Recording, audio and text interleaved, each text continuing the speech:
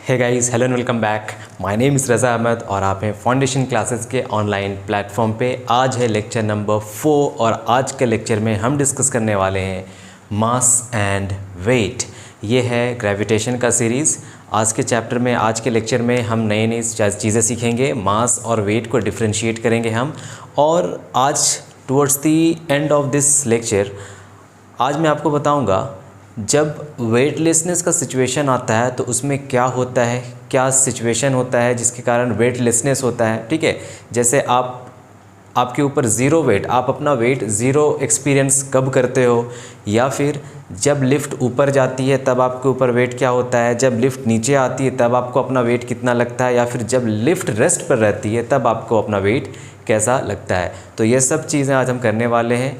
Starting में आपको boards का कंटेंट मिलेगा, या फिर कह लें कि आपको स्टार्टिंग में स्कूल लेवल एग्जामिनेशन का कंटेंट मिलेगा। और towards the end of this lecture, जैसे जैसे हम लेक्चर को आगे बढ़ाते जाएंगे, आपको कॉम्पिटिटिव लेवल के सारे टॉपिक्स भी साथ साथ कराया जाएगा। तो जो बच्चे स्कूल लेवल एग्जामिनेशंस के लिए प्रिपेयर कर रहे हैं उन बच्चे से रिक्वेस्ट है आप स्टार्टिंग का वीडियोस देख लो और कुछ अच्छे न्यूमेरिकल्स, 1-2 न्यूमेरिकल्स लगा लो, आपके लिए काफ़ी है।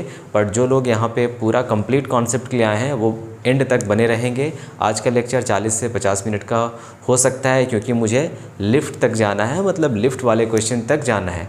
एक बात और बता दूं, यहाँ पे लिफ्ट वाले क्वेश्चंस को मैंने डिस्कस कर रखा है Newton's third law of motion में, लॉज ऑफ मोशन के चैप्टर के अंदर, Newton's third law of motion में।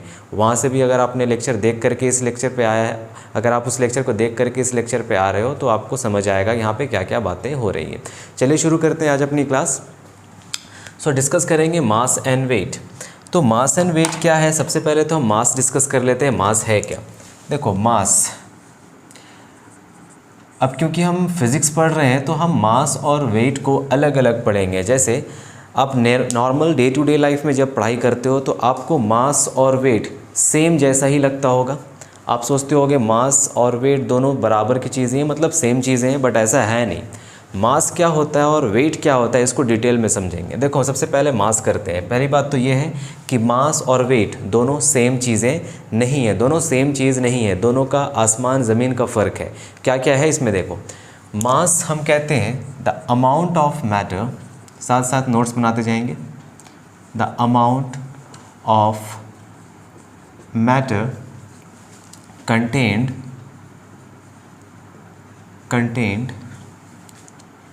इन अ बॉडी में जो मैटर का अमाउंट है उसे हम कहते हैं मास। अब ये क्या बात हो गई, इसको समझो।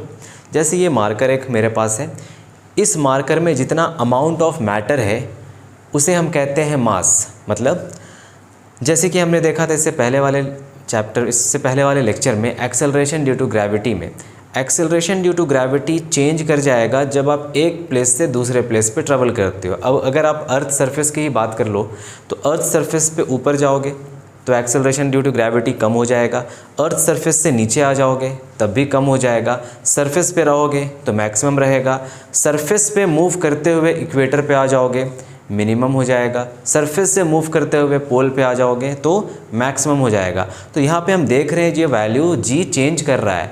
बट जब हम मास की बात करें तो अगर हम इस बॉडी को, इस ऑब्जेक्ट को कहीं पर भी लेकर जाते हैं, सरफेस के नीचे लेकर जाते हैं, सरफेस के ऊपर लेकर जाते हैं, या पोल से इक्वेटर की तरफ मूव करते हैं, या फिर हम इसको ले जा करके चांद पर रख देते हैं, या फिर मार्स पर रख देते हैं, किसी दूसरे प्लैनेट, किसी एलियन प्लैनेट पे जाकर रख देते हैं, तो इस बॉडी के अंदर जो अमाउंट ऑफ मैटर है, ये बॉडी जिस चीज़ से बना है, जितने अमाउंट ऑफ मैटर से बना है, ये चेंज कभी नहीं होगा।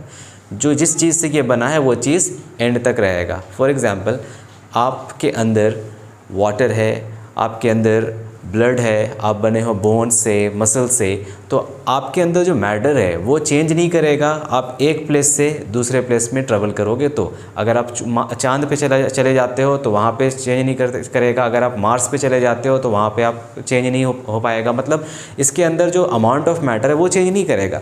मतलब ये बात हुई कि मास हमेशा फिक्स रहेगा ऑब्जेक्ट का। ठीक है, इस मास को हम रिप्रेजेंट करते हैं स्मॉल m से, ठीक ना। तो मतलब ये हो गया फर्स्ट पॉइंट, तो आप डेफिनेशन डाल दो। सेकेंड पॉइंट कि it always remains fixed, it always remains fixed या कांस्टेंट, फिक्स्ड और कांस्टेंट, ये चेंज नहीं करने वाला। आप ऑब्जेक्ट को कहीं पे भी लेकर चले जाओ, उसके अंदर जो अमाउंट ऑफ मैटर है वो जिस चीज़ से बना है वो चेंज नहीं करने वाला, मतलब मास चेंज नहीं करेगा। समझ आ रही है ना मास क्या होती है। तो इसी तरह अगर तुम देखो कि ये स्केलर है या वेक्टर, तो मास कैलकुलेट करने का कोई डायरेक्शन नहीं, किस डायरेक्शन में मास कैलकुलेट कर रहे हैं ये बात हम नहीं करते। तो ये बेसिकली एक स्केलर क्वांटिटी है, तो लिख लेंगे it is a scalar quantity. मैं शॉर्ट में लिख रहा हूँ, आप पूरा लिख लेना, it is a scalar quantity. अगर हम बात कर लें इसके एसआई यूनिट की, तो SI unit of mass, generally हम मास को मेज़र करते हैं केजी में, तो SI unit of mass is KG. Whereas the CGS unit, अगर हम सीजीएस यूनिट की बात करें तो मास का सीजीएस यूनिट है ग्राम्स। ठीक है, CGS means centimetre gram second, SI KG, CGS grams. Clear. और एक केजी में ये सब कन्वर्जन भी आपको आना चाहिए, 10⁻³ ग्राम्स होते हैं। आपको सब कुछ आना चाहिए, जब आप फिज़िक्स पढ़ रहे हो तो पूरे डिटेल में एक एक टॉपिक को निकाल कर पढ़ेंगे। तो ये सारी बात हो गई। अब थोड़ा लॉज ऑफ मोशन को रिवाइज करते हैं। लॉज ऑफ मोशन में मैंने आपको पढ़ाया था कि इनर्शिया को जब हम मेज़र करते हैं तो मास को मेज़र करना पड़ता है। मतलब ये कि मास is the measure of inertia, mass is the measure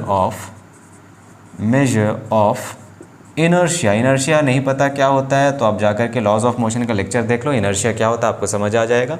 so mass is the measure of inertia, मतलब क्या हुआ कि जितना ज़्यादा mass, more is the mass, more is the mass, more is the inertia, more is the inertia.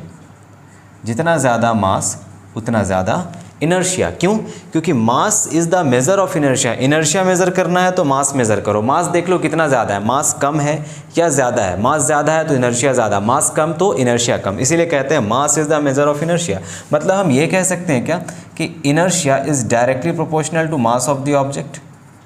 Inertia is directly proportional to mass of the object. एक भारी object का inertia ज़्यादा होगा और एक हल्के ऑब्जेक्ट का, लाइट ऑब्जेक्ट का इनर्शिया कम होगा। तो इसी कारण से हम इस मास को एक और नाम से पुकारते हैं और वो है इनर्शियल मास, इनर्शियल मास। ठीक है, मास is the measure of inertia. हम इस मास को इनर्शियल मास क्यों कहते हैं?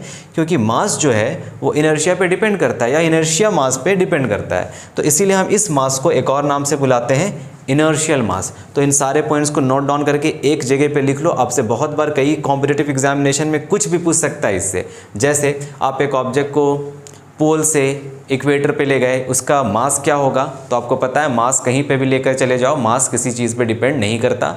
मास हमेशा ऑब्जेक्ट का कांस्टेंट रहने वाला है। ऐसा क्वेश्चन है, सपोज़ आप अर्थ के सरफेस से लेकर के सेंटर तक आ गए, अर्थ के सेंटर तक आ गए। आपको पता है सेंटर पे एक्सेलरेशन ड्यू टू ग्रेविटी का वैल्यू 0 होता है। अब मैं बार बार क्यों एक्सेलरेशन ड्यू टू ग्रेविटी की बात कर रहा हूँ, आपको वेट में समझ आएगा। तो इसलिए थोड़ा पेशेंस रखें। आगे जैसे जैसे हम धीमे धीमे आगे बढ़ते जाएंगे तो सारी चीज़ें आपको क्लियर होती जाएंगी, क्रिस्टल क्लियर हो जाएगा सब कुछ। और इस टॉपिक के बाहर से आपको कोई भी क्वेश्चन नहीं पूछा जाएगा। जितने भी एग्जाम्स होते हैं आपको, चाहे स्कूल लेवल, चाहे फलाना ढिमका, कुछ भी एग्जाम्स होता हो, आपको कुछ भी पूछा नहीं जाएगा। मतलब सिंपल इन शॉर्ट बता दूँ कि मैं आपको पूरा का पूरा निचोड़ आपको दे रहा हूँ यहाँ पे इस टॉपिक के अंदर। ठीक है, क्वेश्चंस भी लास्ट में कराऊंगा, तो देख लो यहाँ पे क्या क्या है। दूसरी बात तो ये हो गई कि मास कभी भी डिपेंड किसी पे नहीं करेगा। मास तुम कहीं से भी उसे मेज़र करो, किसी भी प्लैनेट पे लेकर चले जाओ, तुम अर्थ के अंदर चले जाओ, ठीक है, बीच में चले जाओ, समुद्र के अंदर चले जाओ, मार्स में चले जाओ, ठीक है, दूसरे गैलेक्सी में चले जाओ, दूसरे सोलर सिस्टम में चले जाओ, चांद पे चले जाओ, मून पे चले जाओ या फिर सन पे चले जाओ, तो मास कभी भी चेंज होने वाली चीज़ नहीं है, वो कांस्टेंट रहता है। ठीक है, ऑब्जेक्ट जिस चीज़ से बना है, ऐसा थोड़ी है तुम्हारे अंदर जैसे अभी ब्लड है, हड्डियाँ हैं, मसल्स हैं, तो तुमको चांद पे ले जाया जाएगा, तुम्हारे अंदर से ब्लड गायब हो जाएगा? नहीं ना, अमाउंट ऑफ मैटर तो वही रहने वाला है। तो इसीलिए हम कहते हैं ये चेंज नहीं होता। तो ये सारी बातें हैं। सीजीएस यूनिट ग्राम्स है, ग्राम्स और केजी ग्राम्स और ग्राम्स में कन्वर्जन देख लो आप। ठीक है, कॉपी कर लेंगे इसे। एक और बात यहाँ पे बता दूँ, ये जो मास है this is one of the fundamental quantities. अगर आपने मेरा फर्स्ट लेक्चर देखा होगा जहाँ पे मैंने कैनेमेटिक्स के बारे में डिस्कशन किया है आपसे, कैनेमेटिक्स चैप्टर आपने देखा होगा, उसका फर्स्ट लेक्चर मैंने आपसे फंडामेंटल फिजिकल क्वांटिटीज़ के बारे में बात किया था। तो वहाँ पे मैंने आपको बताया था देयर आर 7 फंडामेंटल क्वांटिटीज़, और इस फंडामेंटल क्वांटिटीज़ को हम बेस क्वांटिटीज़ भी तो कहते हैं। तो इसीलिए यहाँ से देखो, एक उनमें से 7 फंडामेंटल क्वांटिटीज़ में से एक फंडामेंटल क्वांटिटी मास है। क्लियर है? इसे कॉपी कर लो, रब करेंगे, रब करें। चलो आगे बढ़ते हैं। तो नेक्स्ट पॉइंट लिखेंगे, it is one of the fundamental quantities, mass is one of the fundamental quantities और base quantities among all the 7 fundamental quantities. Mass is one of the 7 fundamental quantities, short में लिख रहे हैं, quantities पूरा लिख लेना इसे। नेक्स्ट पॉइंट, मास को मेज़र करने के लिए हम बीम बैलेंस का यूज़ करते हैं। It is measured using a beam balance, it is measured using a beam balance.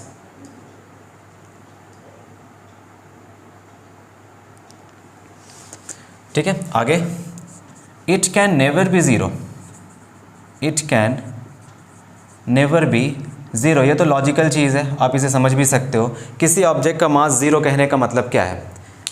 किसी ऑब्जेक्ट का मास ज़ीरो मतलब क्या? मतलब उस बॉडी के अंदर कोई मैटर ही नहीं है ना। अगर बॉडी के अंदर कोई मैटर है ही नहीं तो बॉडी एग्जिस्ट कैसे करेगा? ठीक है, बॉडी तो एग्जिस्ट करेगा नहीं, ऑब्जेक्ट एग्जिस्ट करेगा ही नहीं। तो existence of any object depends on the matter. Matter अगर है, मैटर पता है ना क्या होता है? धातु, हिंदी बोले तो, ठीक है, जिससे मैटर के अंदर होता है इलेक्ट्रॉन, प्रोटॉन, न्यूट्रॉन, ये सब होता है। तो ये सब डिटेल में आप न्यूक्लियर फिजिक्स में, आप मॉडर्न फिजिक्स जब आप पढ़ोगे तो आपको समझाया जाएगा, ये सब हम ही पढ़ाएंगे आपको, ऐसा टेंशन नहीं लेना। तो मैंने क्या कहा कि जब मास ज़ीरो हो तो मास ज़ीरो का मतलब है कि उस बॉडी के अंदर कुछ भी नहीं है, मैटर है ही नहीं। तो ये पॉसिबल थोड़ी है, किसी भी ऑब्जेक्ट को तुम उठाकर देख लो तो ऑब्जेक्ट के ऊपर कोई मास ना हो, ऐसा पॉसिबल ही नहीं है। इसीलिए हम कहते हैं it can never be zero. Next point है कि ये कभी नेगेटिव नहीं हो सकता, मास कभी भी नेगेटिव नहीं हो सकता। ठीक है, it can never be negative, it can never be negative, हमेशा पॉजिटिव होगा, ज़ीरो कभी नहीं होगा, नेगेटिव कभी नहीं होगा। मेज़र करेंगे बीम बैलेंस से।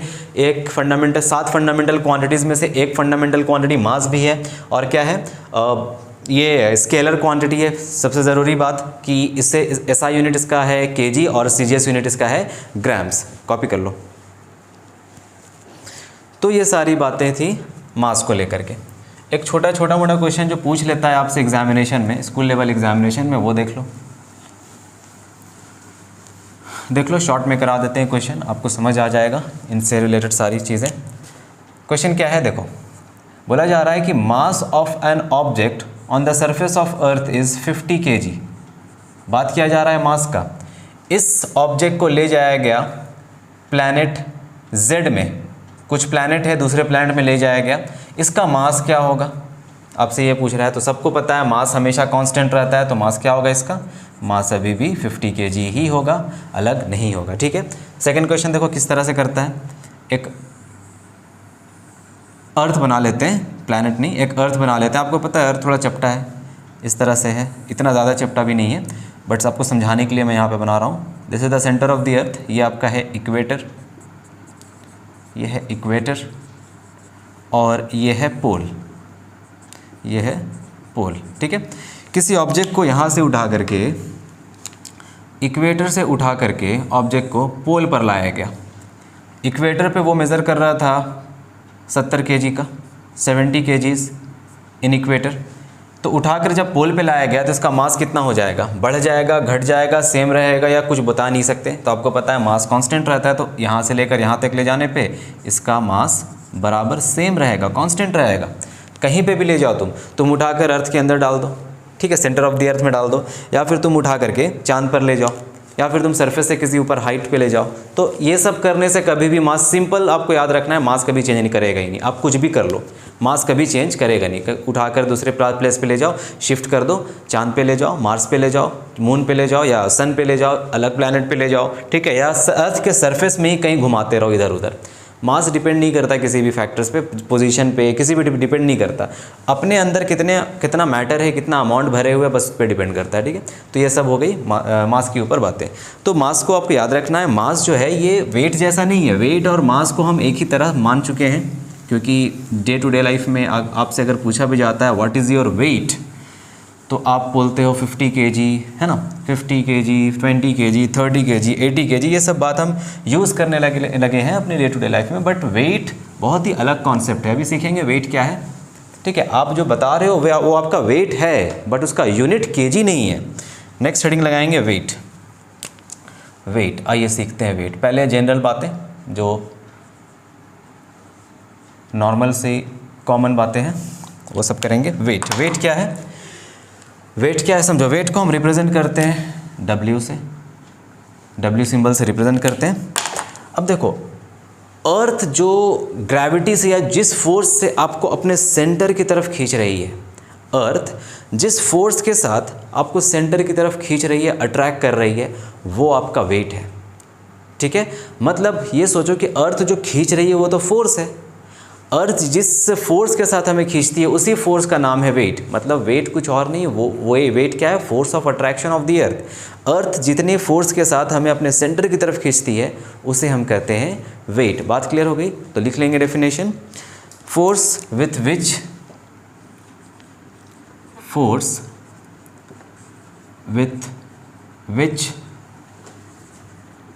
अर्थ attracts every object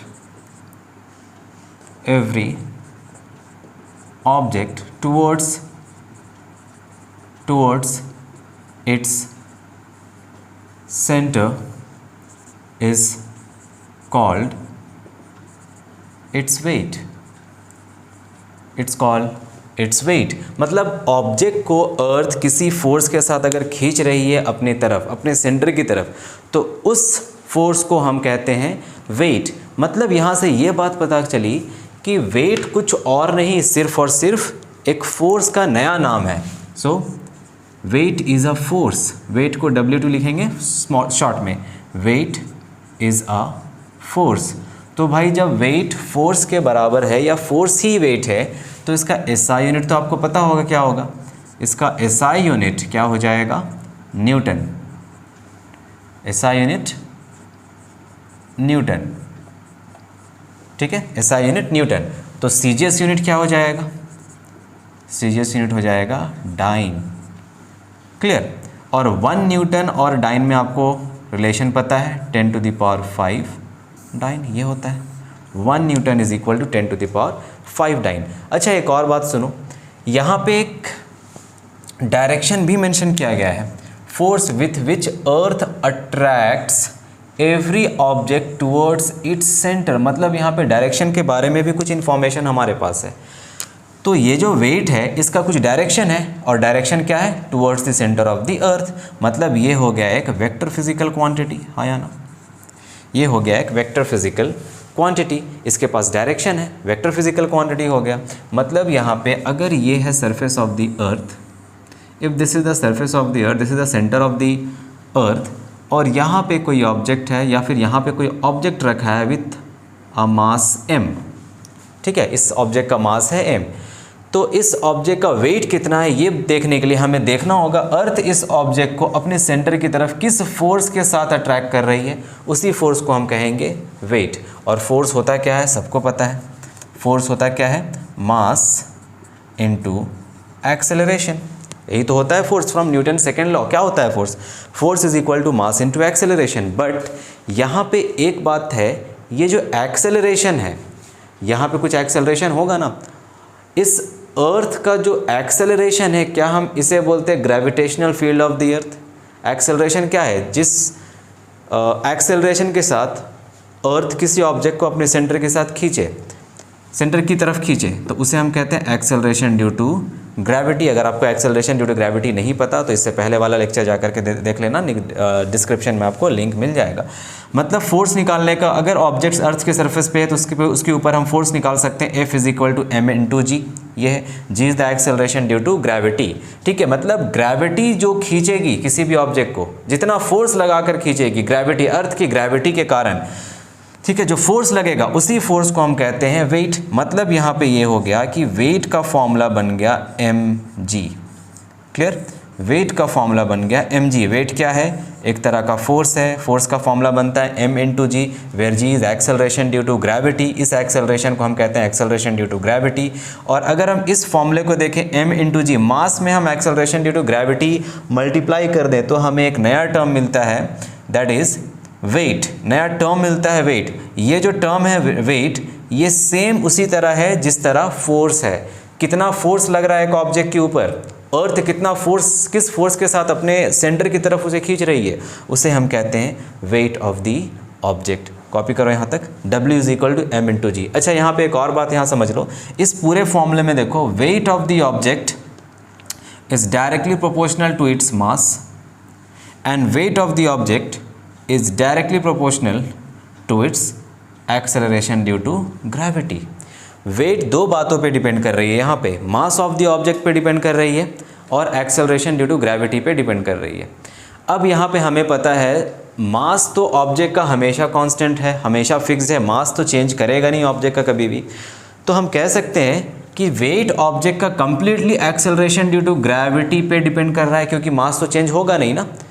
एक पर्टिकुलर ऑब्जेक्ट को ले लो और उसका मास तुम कहीं पे मूव कर लो, उसका मास तो चेंज करेगा नहीं जब तक तुम ऑब्जेक्ट को चेंज ना कर दो। तो इसीलिए W जो है वो पर्टिकुलर ऑब्जेक्ट के लिए, एक सेम ऑब्जेक्ट के लिए मास तो कांस्टेंट होता है उसका, तो वो कंप्लीटली डिपेंड करेगा G के वैल्यू पे। मतलब इतना समझ लो कि M पे भी डिपेंड करता है, G पे भी डिपेंड करता है, इतना समझ लो। चलो अब देखो, अगर ये G पे डिपेंड करता है तो जहाँ पे G ज़्यादा वहाँ पे वेट ज़्यादा, जहाँ पे G कम वहाँ पे वेट कम, और जहाँ पे G ज़ीरो वहाँ पे वेट ज़ीरो।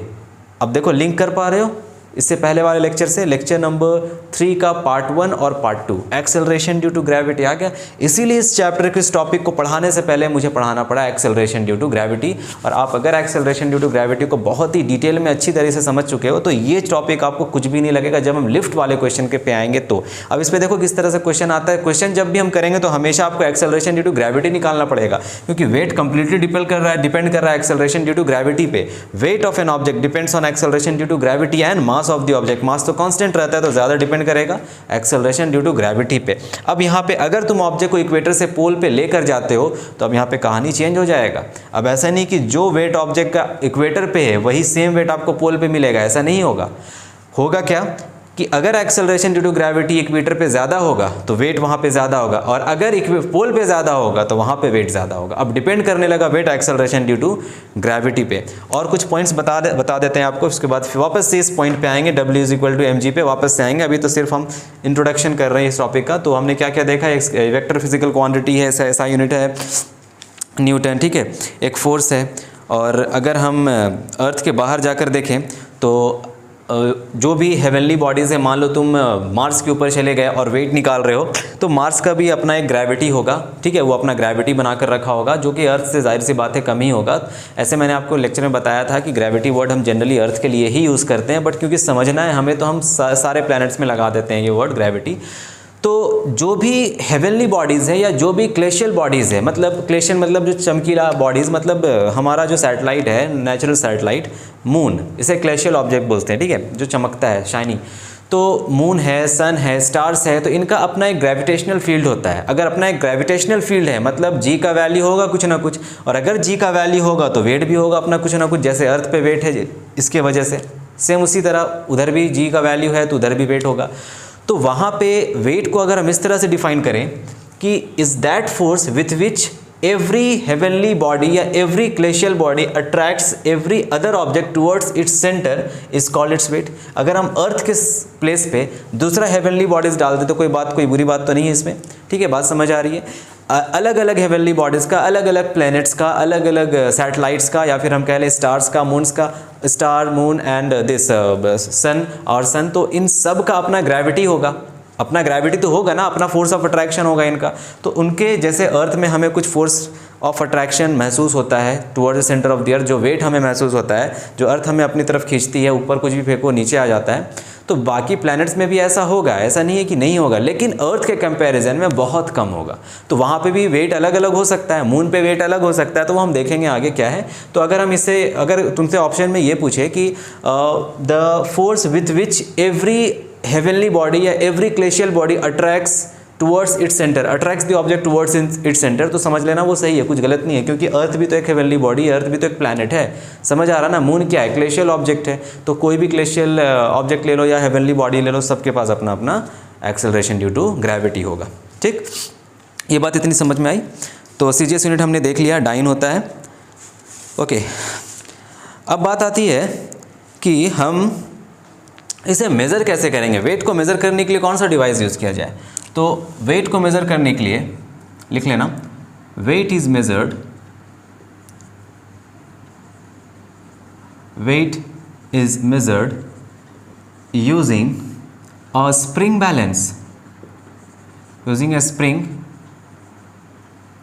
balance या फिर एक वेइंग मशीन। ठीक है, स्प्रिंग बैलेंस या फिर स्प्रिंग बैलेंस को ही हम कहते हैं वेइंग मशीन, या फिर वो तराजू होता है ना, या फिर आप ये सॉरी तराजू नहीं, वो आप देखे हो जो तराजू नहीं बोलेंगे उसको, क्या बोलते हैं उसको, जो डिजिटल वाला जो वेइंग मशीन होता है उसके ऊपर इस तरह से ऊपर से एक प्लेट लग रखा रहता है, डिजिटल रीडिंग करता है, उसके ऊपर सामान रख दो तो वो डिजिटल रीडिंग करके बताएगा आपको कितना वेट है, तो वो होता है वेट। ठीक है, तो weight is measured using spring balance. इतनी बात क्लियर है? ठीक है, क्या वेट कांस्टेंट रहता है? नहीं। नीचे नेक्स्ट पार्ट लिखेंगे, नेक्स्ट स्टेटमेंट लिखेंगे, weight of an object varies from place to place, weight of an object varies from place to place. ये कांस्टेंट नहीं रहता, मास कांस्टेंट होता है, सारे प्लेस पे mass constant, but weight of an object varies from place to place. Clear? अलग अलग जगह पे वेट अलग अलग होगा। ठीक है, एक बहुत ही कॉमन सा एग्जांपल आपसे डिस्कस कर लेते हैं आपके साथ। मून और अर्थ को अक्सर कंपेयर किया जाता है एक्सेलरेशन ड्यू टू ग्रेविटी के टर्म्स में। नोट करके लिख लेना इस पॉइंट को, इसका डेरिवेशन हम नहीं कराएंगे, डेरिवेशन इससे पहले वाले लेक्चर में हो चुका है। जिस तरह हम अर्थ का एक्सेलरेशन ड्यू टू ग्रेविटी हमने डिराइव किया था, उसी तरह मून का acceleration due to gravity derive कर सकते हैं। याद हो अगर आपको, तो acceleration due to gravity of अर्थ होता है g, mass of earth divided by radius of the earth का होल स्क्वायर, ये सरफेस पे, on the surface of the earth, है ना, ये फॉर्मूला बनता है इसका। उसी तरह जब हम देखें acceleration due to gravity on the moon, इसे रिप्रेजेंट करते हैं जी डैश से। ठीक है, इसे अभी के लिए मान लेते हैं मून पे एक्सेलरेशन ड्यू टू ग्रेविटी है जी डैश, तो ये जी डैश जब कैलकुलेट करोगे तो फॉर्मूला में आ जाएगा g mass of the moon divided by radius of the moon का स्क्वायर। जब ये पूरा वैल्यू रख कर कैलकुलेट करोगे तुम, तो लगभग वैल्यू अप्रॉक्स वैल्यू 1.6 मीटर पर सेकेंड स्क्वायर आएगा। ये मून का बात कर रहे हैं हम, मून पे इतना वैल्यू आता है, बट अर्थ पे ये वैल्यू आएगा। ठीक है, और ये वैल्यू होता कितना है अर्थ पे, acceleration due to gravity on earth कितना है, 9.8 मीटर पर सेकेंड स्क्वायर। ये अर्थ का वैल्यू है, ये है अर्थ पे, ये अर्थ पे, और ये मून पे। तो जब कंपेयर किया गया दोनों को, ये बस नोट में लिख लेना। ठीक है, इसका डेरिवेशन आपसे नहीं पूछेगा एग्जामिनेशन में, उतना स्कूल लेवल एग्जामिनेशन में पूछ सकता है। तो देखो जब पूछेगा तो आपको जी का वैल्यू पता है, मास ऑफ द मून दे दिया जाएगा आपको, रेडियस ऑफ द मून वो पेपर में गिवन होता है, सब पुट करके approx value 1.6 metre per second square लिख देना। ठीक है, कैलकुलेट करने की जरूरत नहीं, इस वैल्यू को याद करके जाना, थोड़ा बहुत कैलकुलेशन वहाँ दिखा देना, बस झूठ मूठ का नाटक करने के लिए, बस यहाँ पे नीचे approx value 1.6 metre per second square कर देना। और अगर बोला जाए compare the value of g on earth and value of g on moon, तब क्या करेंगे, इन दोनों को सिंपली डिवाइड कर देंगे। ठीक है, डिवाइड कैसे करेंगे, देखो ये जी है ना, डिवाइड कर दो इससे, g on earth divided by g on moon, मतलब g dash is equal to g on earth क्या होता है 9.8 divided by g on moon कितना होता है 1.6 होता है metre per second square. Metre per second के ऊपर नीचे कट जाएगा, तो फाइनली वैल्यू आएगा 6। इसका वैल्यू फाइनली अप्रॉक्स वैल्यू है, ये एग्जैक्ट वैल्यू नहीं है, अप्रॉक्स वैल्यू आएगा 6, अप्रॉक्स ये 6 आएगा। ठीक है, तो g is equal to 6 times of g dash, g is equal to 6 times of g dash, ये निकल कर आएगा। देखो मैं फिर से बता दूं, मैं यहाँ पे कैलकुलेशन आपको नहीं बता रहा हूँ, अगर आपको कैलकुलेशन देखना है किस तरह मैंने यहाँ पे ये निकाला था 9.8, तो आप इससे पहले वाले लेक्चर में जाकर देख सकते हो। और आपको अगर मून का कैलकुलेशन वगैरह सीखना है तो सारे वैल्यूज़ को रख देना, मास ऑफ द मून आपको एनसीईआरटी में वैल्यू मिल जाएगा, radius of the moon question paper में ये जनरली गिवन होता है, तो सारा सबको रख करके कैलकुलेट करना, तो 1.6 ही आने वाला है। हम कंपेयर कर रहे हैं value of g on earth and value of g on moon, क्योंकि ये अक्सर क्वेश्चन में एग्जामिनेशन में जब न्यूमेरिकल तुम्हें देगा तो इस वैल्यू को यूज़ करना पड़ेगा। मतलब ये कि जो ग्रेविटेशनल फोर्स अर्थ पे है वो मून के ग्रेविटेशनल फील्ड से, ये फील्ड है, ठीक है, g is the gravitational field, फिर से एक बार बता दूं, g is the gravitational field और acceleration due to gravity gravity, अब देखो लेवल बढ़ रहा है धीरे धीरे, ठीक है, जो भी स्कूल लेवल वाली चीज़ें थे मैंने यहाँ पे लिखा दिया आपको, अब लेवल धीरे धीरे बढ़ रहा है इसीलिए मेरा एनर्जी भी धीरे धीरे बूस्ट कर रहा है, ग्राफ ऊपर जा रहा है अब, तो इससे संभाल लेना थोड़ा अगर कहीं पे ज़्यादा हो गया तो acceleration due to gravity on earth g is 6 times that of acceleration due to gravity on moon. Moon का एक्सेलरेशन ड्यू टू ग्रेविटी से 6 गुना ज़्यादा है acceleration due to gravity on earth. मतलब ये कि अर्थ का gravitational field, g is also called as the gravitational field of earth, earth का ग्रेविटेशनल फील्ड मून के ग्रेविटेशनल फील्ड से 6 गुना ज़्यादा है। बात समझ आ रही है? ये सब रब करने जा रहे हैं, ये सब कॉपी करो नोट वाला पॉइंट।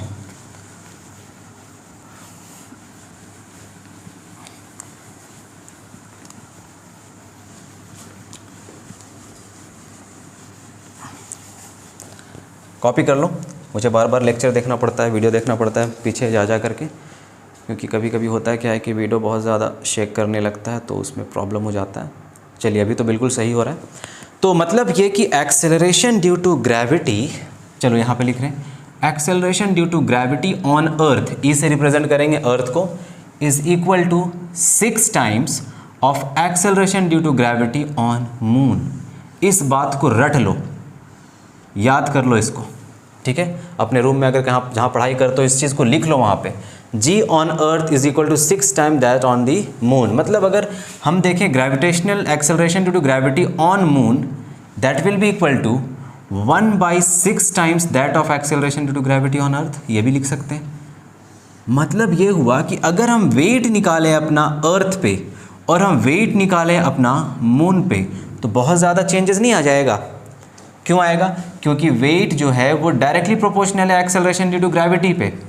वेट ज़्यादा तो एक्सेलरेशन ड्यू टू ग्रेविटी ज़्यादा तो वेट ज़्यादा, जी का वैल्यू ज़्यादा तो वेट ज़्यादा, जी का वैल्यू कम तो डब्ल्यू का वैल्यू कम आएगा।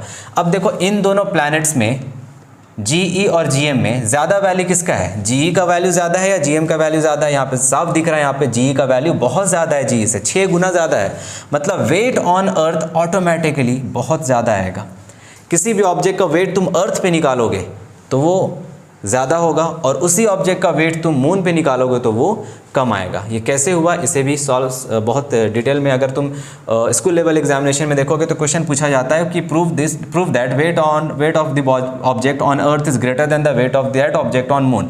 तो सिंपल से इसका सॉल्यूशन देख लो, फिर आगे बढ़ते हैं। हमने क्या देखा? Gravitational force on earth is 6 गुना ज़्यादा ग्रेविटेशनल फोर्स ऑन मून, ये हमने देखा। दोनों तरफ मास से मल्टीप्लाई कर दो, m into g is equal to 6 into m into g. दोनों तरफ हम जी एम मून का, दोनों तरफ मास से मल्टीप्लाई कर रहे हैं हम ना। m इंटू जी ये किसका फॉर्मूला है? m into G, M G क्या होता है?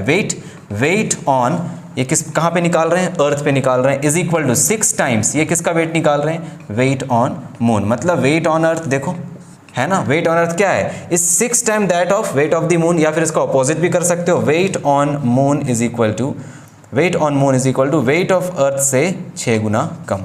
ये भी कर सकते हैं कि नहीं? मतलब यहाँ से क्लियरली समझ आ रहा है हमें दैट वेट इज ग्रेटर। देखो झिलमिलाने लगा, 1 सेकेंड दो।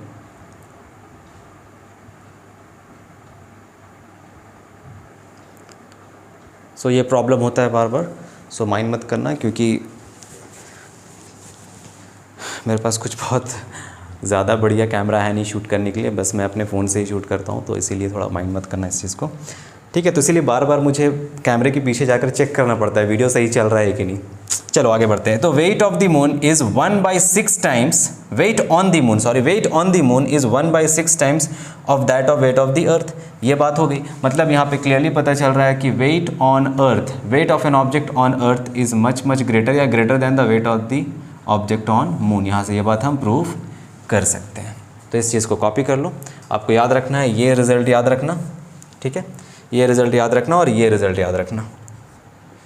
जहाँ पे एक्सेलरेशन ड्यू टू ग्रेविटी का वैल्यू ज़्यादा वहाँ पे वेट ज़्यादा, जहाँ पे एक्सेलरेशन ड्यू टू ग्रेविटी का वैल्यू कम वहाँ पे वेट कम। बस इतना याद रखो, काम चल जाएगा आगे के लिए। अब वेट को हम और डिटेल में थोड़ा समझने की कोशिश करते हैं। अब वेट रियल में क्या है वो समझेंगे। रब कर रहे हैं, कॉपी कर लो।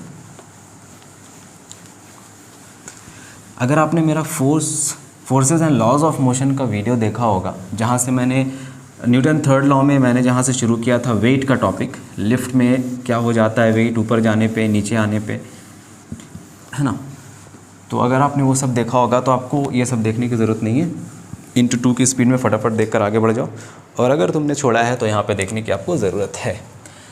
देखो वेट हम कब महसूस करते हैं, अगर हम सरफेस ऑफ द अर्थ पे हैं, ठीक है, सरफेस ऑफ द अर्थ पे हम खड़े हैं तो अर्थ हमें अपने सेंटर की तरफ, अगर मेरा मास m है तो अर्थ हमें अपने सेंटर की तरफ mg वेट के साथ खींचेगा। ये वेट है mg, इसका वेट है। According to Newton third law, जब हम सरफेस के ऊपर कुछ फोर्स लगाएंगे तो पलटकर सरफेस भी हमें हमारे तरफ एक फ़ोर्स लगाएगा, और इस फोर्स को हम कहते हैं नॉर्मल रिएक्शन। जिनको नहीं पता ये सब क्या होता है, प्लीज़ जाकर एक बार forces and laws of motion जाकर देख लो। नॉर्मल रिएक्शन एक फोर्स होता है जो सरफेस के परपेंडिकुलर लगता है। ये सरफेस पे हम दिखा रहे हैं इस ऑब्जेक्ट के ऊपर कितना फोर्स लगा। एक फोर्स तो ये ऑब्जेक्ट, एक फोर्स तो ग्रेविटी अर्थ लगा रहा है, इसको अपनी तरफ खींच रहा है, और दूसरा फोर्स ये सरफेस इसके ऊपर लगा रहा है। रिएक्शन फोर्स इसे कहते हैं, नॉर्मल रिएक्शन। नाउ ये जो वेट है, ये वेट है क्या है ये वेट, वो बता रहे हैं। अब इन दोनों को देखो, ऑब्जेक्ट रेस्ट पर है, ठीक है, ऑब्जेक्ट रेस्ट पर है, इसका एक्सेलरेशन 0 है ऑब्जेक्ट का, मतलब रेस्ट पर है, ना ऑब्जेक्ट ऊपर जा रहा है, ना नीचे जा रहा है, ना दाएं जा रहा है, ना बाएं जा रहा है। तो हम कह सकते हैं ये दोनों फोर्सेस एक दूसरे को बैलेंस कर रहा है, मतलब mg किसके बराबर हो गया, n के बराबर हो गया।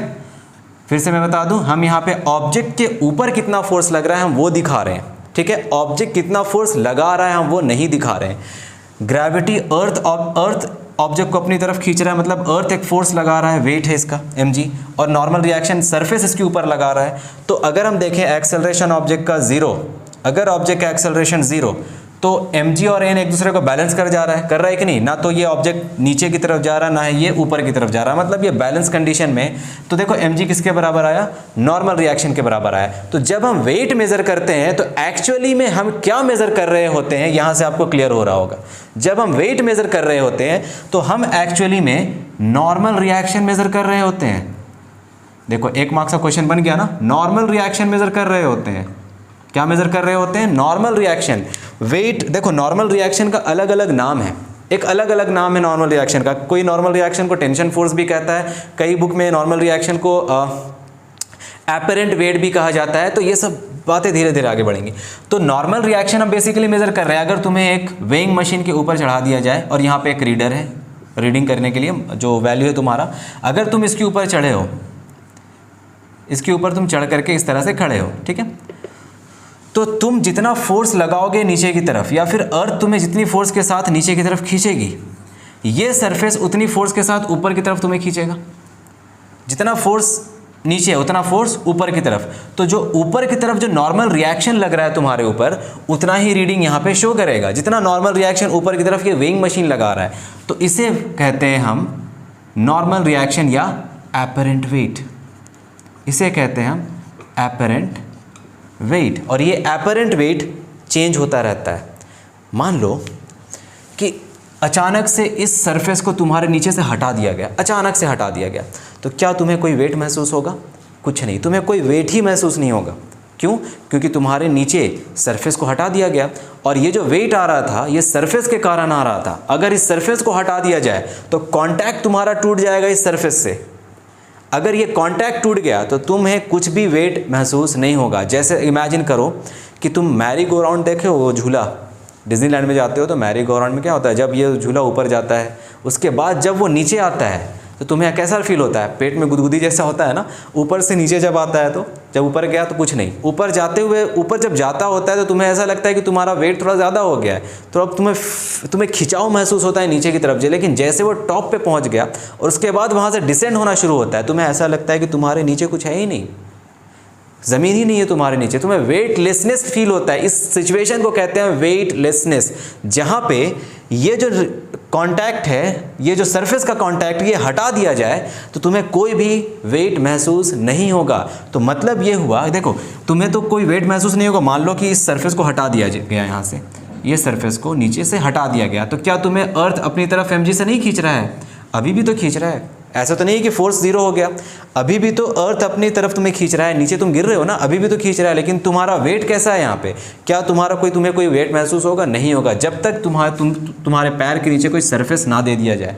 अब हम सरफेस दे देते हैं यहाँ पे, तो ये सरफेस तुम्हें ऊपर की तरफ फोर्स लगाएगा और ये सरफेस तुम्हारा वेट मेज़र करके बताएगा, क्योंकि ये वेट उतना ही होता है जितना ये होता है, ठीक है। इसीलिए वो इतना ही मेज़र करेगा जितना अर्थ जिस फोर्स के साथ तुम्हें खींच रही है, उतना ही वेट ये मेज़र करके बता देगा। और एक्चुअल में क्वेश्चन आया हुआ है कि एक्चुअल में जब वेइंग मशीन से हम वेट मेज़र करते हैं तो वो वेइंग मशीन एक्चुअली में क्या मेज़र करती है? नॉर्मल रिएक्शन मेज़र करती है या वेट मेज़र करती है? तो आंसर होना चाहिए weighing machine normal reaction measure करती है। बात समझ आ गई? तो ये एक यहाँ से एक क्वेश्चन बन रहा था। अब चलो आते हैं, क्योंकि यहाँ एक नया टर्म आ गया है एपरेंट वेट, तो अब आते हैं एपरेंट वेट और ट्रू वेट के ऊपर कि एपरेंट वेट और ट्रू वेट होता क्या है, तब कुछ क्वेश्चंस करेंगे। और इस टॉपिक को स्टार्ट करने से पहले एक टॉपिक और है 1 kg फोर्स या 1 kg वेट। ये इसका टॉपिक ये क्या है, इसको समझ लेते हैं पहले। इसको करने के बाद कुछ छोटे मोटे क्वेश्चंस करेंगे 3-4, उसके बाद स्टार्ट करेंगे apparent weight and true weight. ये सेम बात मैंने आपको न्यूटन्स थर्ड लॉ में समझाया था, forces and laws of motion में। चलिए, तो देखो मैंने क्या बताया आपको, वेट होता है क्या है? वेट होता है mass into acceleration due to gravity, m into g, mg होता है वेट। अब रट लो इसे, mg वेट मतलब mg। अच्छा, अगर हम मास को 1 kg रखें, सरफेस ऑफ द अर्थ पे बात कर रहे हैं, अगर हम सरफेस ऑफ द अर्थ पे 1 kg का मास रख दें, ठीक है, तो वेट कितना हो जाएगा? आपको पता है सरफेस ऑफ द अर्थ पे एक्सेलरेशन ड्यू टू ग्रेविटी का वैल्यू मास के प्लेस पे 1 kg और g का वैल्यू 9.8। अच्छा, ये जो 1 है ये 1 kg है, तो इसको यूनिट के साथ रखते हैं, 1 kg इंटू 9.8 मीटर पर सेकेंड स्क्वायर, क्योंकि एक्सेलरेशन ड्यू टू ग्रेविटी है तो वैल्यू आ जाएगा 9.8 kg मीटर पर सेकेंड स्क्वायर। और ये kg मीटर पर सेकेंड स्क्वायर क्या है? 1 newton is equal to 1 kg metre पर सेकेंड स्क्वायर होता है ना, ये होता है ना। तो ये 1 न्यूटन का फोर्स आया, लेकिन यहाँ पे हम इसे 9.8 kg वेट भी कहते हैं, या फिर 9.8 kg न्यूटन भी कहते हैं, या फिर सॉरी ये kg मीटर पर सेकेंड स्क्वायर है ना, तो इसे हम 9.8 न्यूटन कहेंगे। मतलब ये हुआ 1 kg मास के ऊपर जितना फोर्स लगता है उसे हम कहते हैं 1 kg वेट। बात समझ आ रही है? हमने क्या किया, वेट का फॉर्मूला m इंटू जी, मास के प्लेस पे हम मान लेते हैं 1 kg का ऑब्जेक्ट है, और इस 1 kg के ऑब्जेक्ट को मल्टीप्लाई करेंगे 9.8 जो g का वैल्यू होता है सरफेस ऑफ द अर्थ पे, दोनों को मल्टीप्लाई करने से वैल्यू आता है 9.8 न्यूटन। तो मतलब ये हुआ कि 9.8 न्यूटन ये जो वैल्यू आ रहा है, ये वैल्यू आपको ये बता रहा है दैट 1 kg वेट किसे कहते हैं, ठीक है। ये वैल्यू ये बता रहा है। जैसे यहाँ देखो, मैं क्या बताना चाह रहा हूँ आपको शायद क्लियर नहीं हो पा रहा होगा। इसे हम कहते हैं दैट 1 kg वेट, ये क्या है? ये फोर्स है। कौन सा फोर्स है? ग्रेविटेशनल फोर्स है।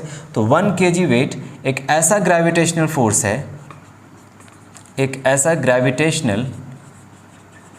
है जो 1 kg ऑब्जेक्ट पे लगता है, एक्टिंग ऑन 1 kg ऑब्जेक्ट, ये ऐसा फोर्स है।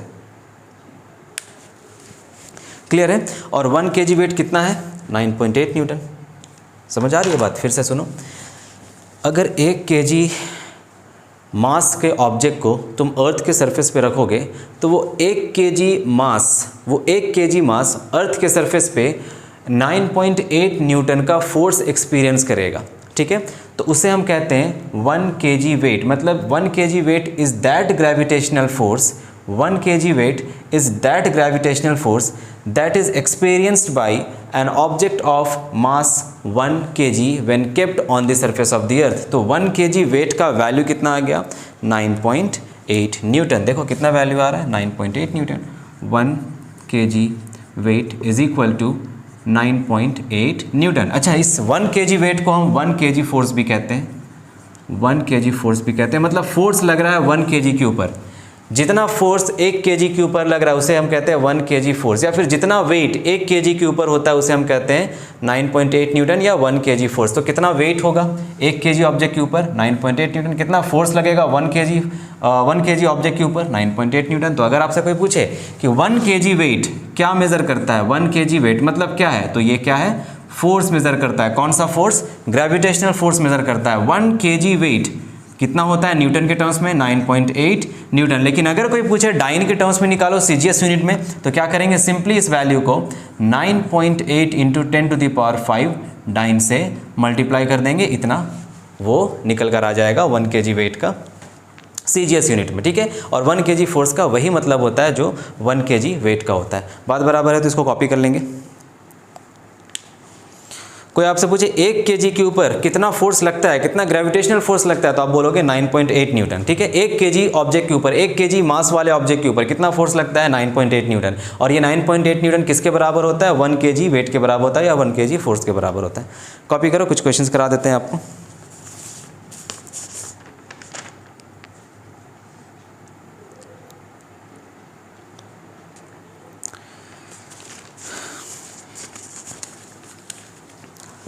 चार पांच क्वेश्चंस, अच्छे क्वेश्चंस करेंगे अभी।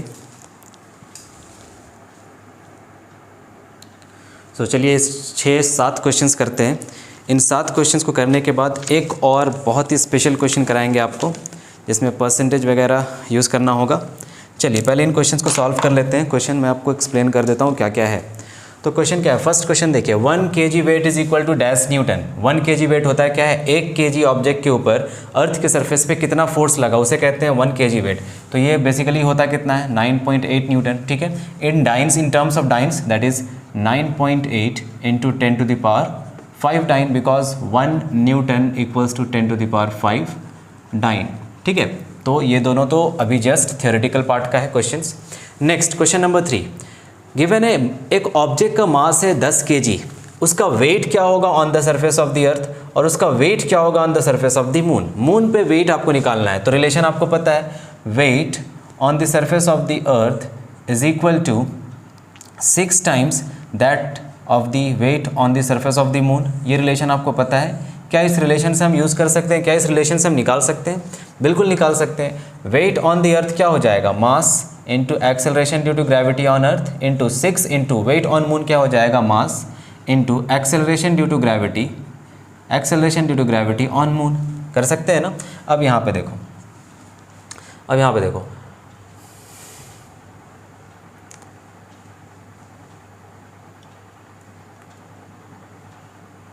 इसे डायरेक्ट भी हम निकाल सकते थे डायरेक्टली। मास पूछा है ना, वेट, मास गिवन है, वेट पूछा है, ठीक है, निकाल लेते हैं। m इंटू जी, मास क्या है हमसे, वेट, एक सेकेंड रुक जाओ, एक second, acceleration due to gravity के टर्म्स में आंसर करते हैं। कैसे करेंगे देखिए, we know that acceleration due to gravity on earth is 6 times that of acceleration due to gravity on moon. और हमें यह भी पता है कि weight is directly proportional to the acceleration due to gravity, है ना। Weight is directly proportional to acceleration due to gravity. तो वेट ऑन अर्थ क्या होगा, वेट ऑन अर्थ क्या होगा, देखो एक्सेलरेशन ड्यू टू ग्रेविटी जिसका ज़्यादा, वेट उसका ज़्यादा। मतलब अगर हम यहाँ पे ये देखें, अगर हम यहाँ पे ये देखें दैट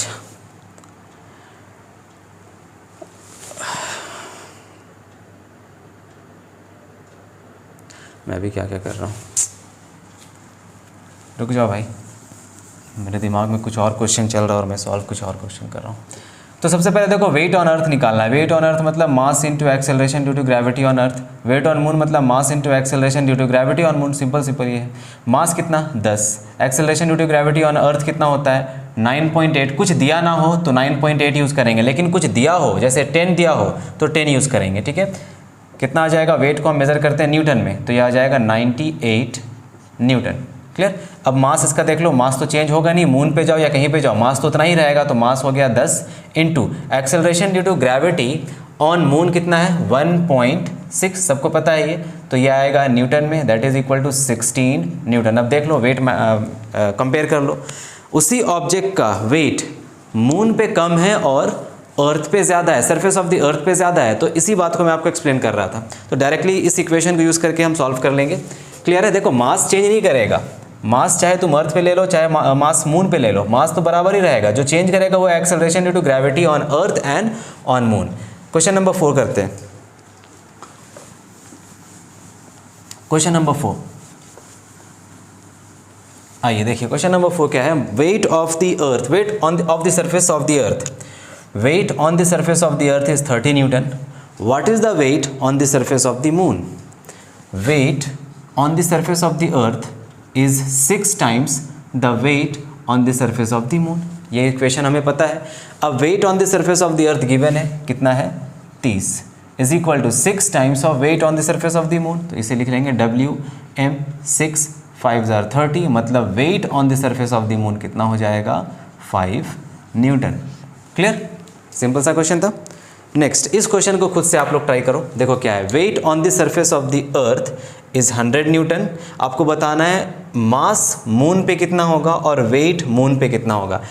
किसी ऑब्जेक्ट का वेट निकाला गया अर्थ पे तो ये 100 न्यूटन का आया, और अगर उसी ऑब्जेक्ट को ले गए मून पे तो उसका मास हमको बताना है कितना होगा और उसका वेट मून पे कितना होगा। गिवन वैल्यूज़ ये हो, देखो यहाँ पे acceleration due to gravity on earth बोल दिया 10 मीटर पर सेकेंड स्क्वायर यूज़ करने के लिए, तो इसी वैल्यू को यूज़ करेंगे। और acceleration due to gravity on moon है 1.6 मीटर पर सेकेंड स्क्वायर। ट्राई करो, वीडियो को पॉज करेंगे और ट्राई करेंगे। जब तक बनेगा नहीं तब तक वीडियो को रिज्यूम नहीं करना है। आइए चलिए देखिए, तो हमें क्या क्या गिवन है? वेट ऑन अर्थ गिवन है, तो weight on the surface of the earth कितना गिवन है? 100 न्यूटन गिवन है। Weight on the surface of the earth 100 newton given है। क्या हम यहाँ से मास निकाल सकते हैं? निकाल सकते हैं। Mass into acceleration due to gravity on earth is 100 newton. तो मास का वैल्यू m नहीं पता, एक्सेलरेशन ड्यू टू ग्रेविटी का वैल्यू गिवन है 10 इज इक्वल टू 100 न्यूटन। यहाँ से 10 काटो तो मास निकल कर आ गया 10 kg। मास कितना है ऑब्जेक्ट का? 10 kg। अब इसी मास को हम मून पे लेकर चले गए तो मास on the surface of the moon क्या चेंज होगा? चेंज नहीं होगा, सेम रहेगा। जो मास अर्थ पे आया वही मास, सेम मास मून पे आएगा। अब मून पे हमें वेट निकालना है, तो वेट पे हमें निकालने के लिए क्या करना होगा? मास को मून के एक्सेलरेशन ड्यू टू ग्रेविटी से मल्टीप्लाई कर देंगे। मून का GM निकाल लेंगे। m is how much? 10, और GM मून का हमें पता है 1.6, तो कितना आ गया? 16 न्यूटन। क्लियर? 16 न्यूटन। देखो अर्थ पे मेज़र कर रहे थे तो 100 न्यूटन, और मास मून पे जाकर मेज़र कर रहे हैं तो 16 न्यूटन।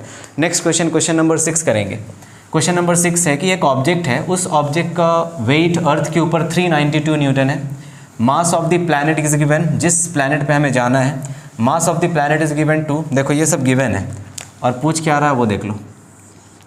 हमें गिवन क्या क्या है? Weight of an object on the surface of the earth is 392 newton and we have to find the weight of that object on a planet P। और ये P एक अननोन प्लैनेट है। P के बारे में, इस प्लैनेट P के बारे में कुछ इन्फॉर्मेशन हमें गिवन है। Mass of the planet 2 times of the mass of the अर्थ, ठीक है, और radius of the planet is 2 times the radius of the earth. ये दो इन्फॉर्मेशन हमें पता है। इन इन्फॉर्मेशन को यूज़ करेंगे और वेट ऑफ द प्लैनेट निकालेंगे, weight of this object on that planet निकालेंगे। कैसे करेंगे? अब इस क्वेश्चन को करने के लिए आपको एक्सेलरेशन ड्यू टू ग्रेविटी का हेल्प लेना ही पड़ेगा। मतलब लेक्चर नंबर 3 का फर्स्ट पार्ट और सेकंड पार्ट, इसका हेल्प लेना ही पड़ेगा। एक्सेलरेशन ड्यू टू ग्रेविटी का कॉन्सेप्ट अगर तुम्हें नहीं आता तो तुम ये बना नहीं पाओगे, क्योंकि देखो हमें वेट निकालना है और वेट निकालने के लिए हमें एक्सेलरेशन ड्यू टू ग्रेविटी पता होना चाहिए। मास तो हमें पता है ही उस प्लैनेट का, ठीक है। ऑब्जेक्ट का मास पता होना चाहिए, ऑब्जेक्ट का भी मास पता नहीं है, तो ऑब्जेक्ट का मास तो हम निकाल सकते हैं। देखो कैसे निकालेंगे। Wait of the object on the surface of earth is 392 Newton. ये पता है, हमें पता है ना। यहाँ से हमें क्या चाहिए? Weight on the surface of that planet, on that planet चाहिए। तो सबसे पहले निकाल लेते हैं G', मतलब एक्सेलरेशन ड्यू टू ग्रेविटी इस प्लैनेट पे। तो G' क्या होगा? G' हो जाएगा G mass of that planet divided by radius of that planet का होल स्क्वायर। यही होता है एक्सेलरेशन ड्यू टू ग्रेविटी निकालने का तरीका। Gm/r², जिस प्लैनेट पे निकाल रहे हो उस प्लैनेट का मास और जिस प्लैनेट पे निकाल रहे हो उस प्लैनेट का रेडियस। तो G का वैल्यू सबको पता है क्या होता है, अभी वैल्यूज पुट नहीं करेंगे। G MP कितना है? mp है twice of me, 2 times of mass of the earth divided by rp कितना, 2 times of radius of the planet का होल स्क्वायर। आगे देखो यहाँ 2 बाहर आ जाएगा, बच जाएगा g me बाई 2 2 ज़ार 4, मतलब यहाँ पे 4 आ जाएगा, 4 rp का स्क्वायर। तो इसे हम लिख लेंगे 2/4 into G M E by R P का स्क्वायर। अब ध्यान दो ये से ये कट जाएगा, 1/2 आ जाएगा, ठीक है। G M E by R E का square, sorry this is twice of R E, G M E by R E का स्क्वायर क्या होता है, ये होता है acceleration due to gravity of अर्थ, होता है ना। मतलब जो new acceleration due to gravity है वो half of the acceleration due to gravity of Earth है, ठीक है। मतलब अर्थ पे जितना ग्रेविटी है, ग्रेविटेशनल फील्ड है, उसका आधा है यहाँ पे ग्रेविटेशनल फील्ड, तो इसका वेट भी इसका आधा हो जाएगा, क्योंकि we know that weight is directly proportional to acceleration due to gravity, हाँ कि ना। तो weight of the object on this planet will be half weight on earth, हाँ कि ना। देखो जी घटेगा तो ये भी घटेगा, जी बढ़ेगा तो ये भी बढ़ेगा, सेम प्रोपोर्शन में। जी देखो क्या हो रहा है, 1/2 इंटू जी हो रहा है, हाफ घट रहा है तो ये भी घटेगा, हाफ इंटू क्या है वेट 392 निकाल लेंगे, 2 1 ज़ार 2, 2 6 ज़ार 2 9 ज़ार 18, 2 6 ज़ार 12, 196 न्यूटन। देखो कितना आसान था। We know that W is equal to M G, W is equal to M G. Same mass को हम वहाँ से यहाँ ला रहे हैं, मास तो कांस्टेंट है, मतलब W किस पे डिपेंड कर रहा है, G पे। G का वैल्यू बढ़ेगा W बढ़ेगा, G का वैल्यू घटेगा W घटेगा। जिस प्रोपोर्शन में बढ़ रहा है उस प्रोपोर्शन में बढ़ेगा, जिस प्रोपोर्शन में घट रहा है उस प्रोपोर्शन में घटेगा। यहाँ तो घट रहा है, G डैश क्या हो रहा है, हाफ हो जा रहा है। अर्थ पे 9.8 है तो उसका हाफ हो गया, ठीक है। तो यहाँ पे क्या कर रहे हैं हम, डायरेक्टली हाफ से मल्टीप्लाई कर रहे हैं। क्लियर, समझ आ गई। इस क्वेश्चन को ज़रा ट्राई करना। अर्थ पे इस ऑब्जेक्ट का वेट है 20 न्यूटन। इस ऑब्जेक्ट को एक नया प्लैनेट पे लेकर जाया गया और इस प्लैनेट का मास है 1/3 of the mass of the earth और इस प्लैनेट का रेडियस है 1/2 of the radius of the earth. Same इसी तरह का क्वेश्चन है, आपको बताना है इस प्लैनेट पे इस ऑब्जेक्ट का वेट कितना होगा। सेम कॉन्सेप्ट पे ये क्वेश्चन है, ट्राई करेंगे।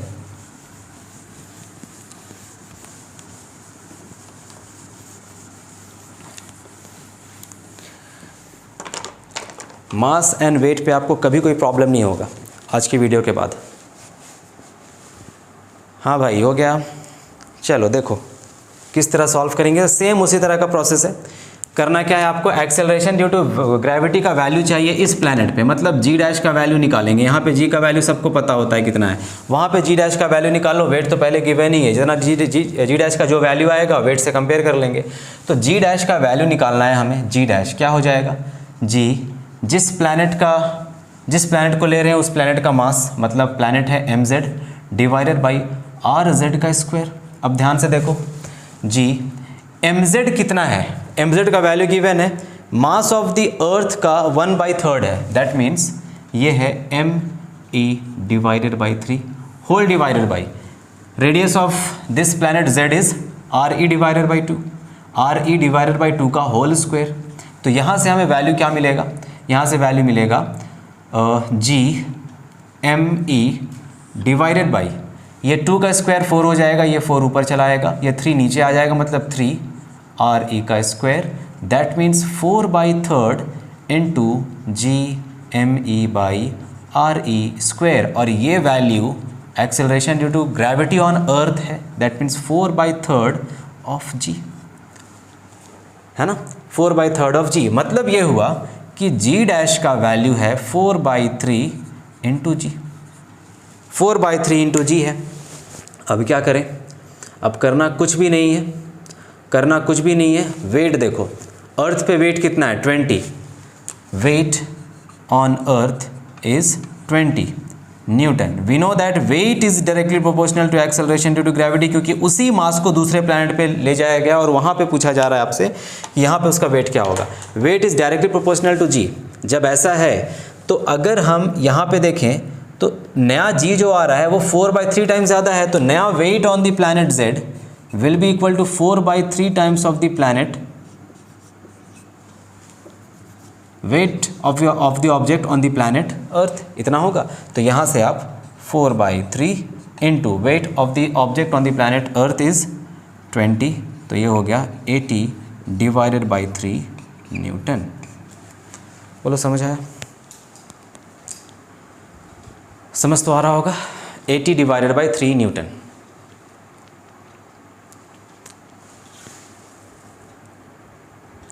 चलिए मास एंड वेट से ये लास्ट क्वेश्चन है, थोड़ा टफ लगेगा, पॉज करेंगे और इसे सॉल्व करेंगे। पॉज करके सॉल्व करेंगे, इसके बाद शुरू करेंगे true weight and apparent weight, real weight and apparent weight. चलिए बनाइए इस क्वेश्चन को, क्वेश्चन समझा देते हैं। Mass of the earth increase हो गया 20% से, mass of the earth increase हो गया 20% से, और उसका साइज सेम रहा, size remains the same. What is the weight of the body on the surface of the earth. अब किसी बॉडी को सरफेस ऑफ द अर्थ पे रखोगे तो उसका वेट कितना हो जाएगा पहले के कंपैरिजन में। चलिए बनाइएगा।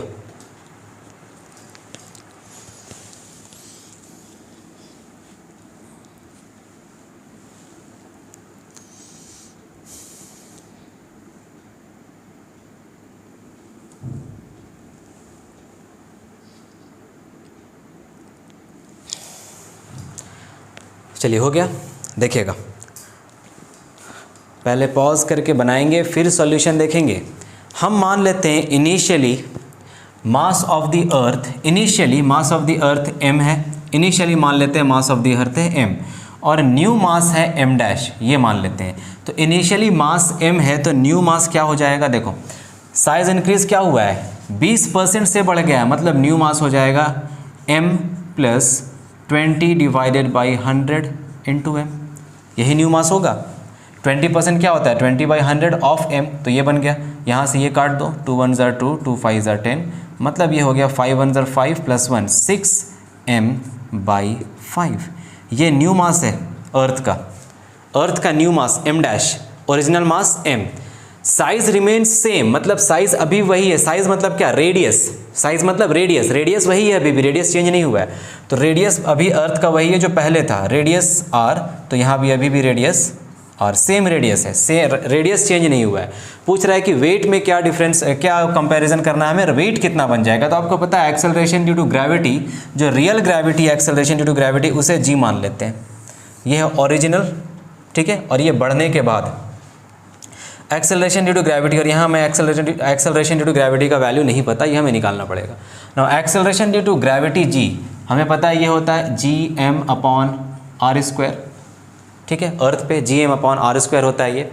अब इस वैल्यू को ऐसे ही रहने देते हैं। अब न्यू वैल्यू को देखते हैं, g डैश का वैल्यू क्या आता है, क्योंकि weight is directly proportional to acceleration due to gravity. Same mass का ऑब्जेक्ट को अगर हमें, सेम मास वाले ऑब्जेक्ट के ऊपर अगर हमें वेट निकालना है तो हमें पता है एक्सेलरेशन ड्यू टू ग्रेविटी के साथ खेलना पड़ता है, डायरेक्टली प्रोपोर्शनल है g से। तो इसीलिए अगर हमें ये निकालना है तो हमें g डैश निकालना पड़ेगा। g डैश निकालने के लिए g m'/r dash, where m dash is the new mass and r dash is the new radius. Now g, m dash का वैल्यू कितना है 6m/5, 6m डिवाइडेड बाई 5, और नीचे r डैश, r डैश का value क्या है r, अभी भी r ही है, चेंज नहीं हुआ है। तो ये हो जाएगा 6 divided by 5 into gm divided by, sorry this is r² divided by r²। अच्छा ये देखो gm/r², ये क्या है, g है, g के बराबर, जो पहले जो एक्सेलरेशन ड्यू टू ग्रेविटी था दैट वाज gm/r², मतलब इतना था।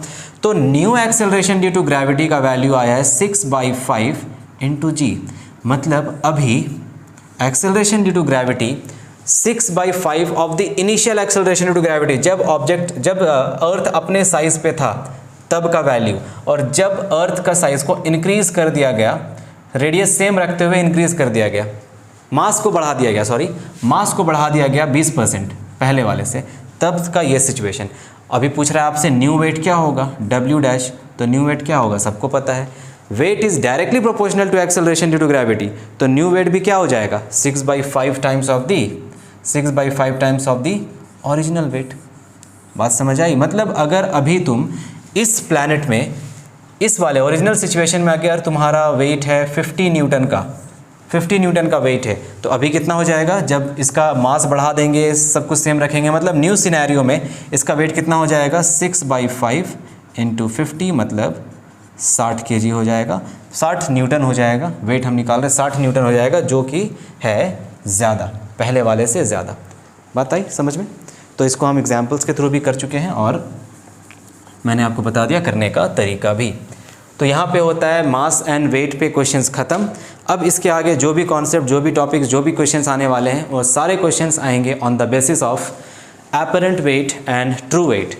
तो हेडिंग लगाएंगे true weight and apparent weight, और उसके बेसिस पे एक लास्ट क्वेश्चन करेंगे।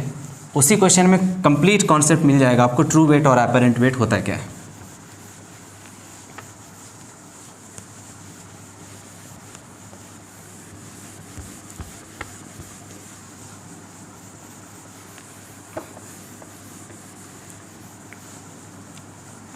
चलिएगा हेडिंग लगाएंगे ट्रू वेट, ट्रू वेट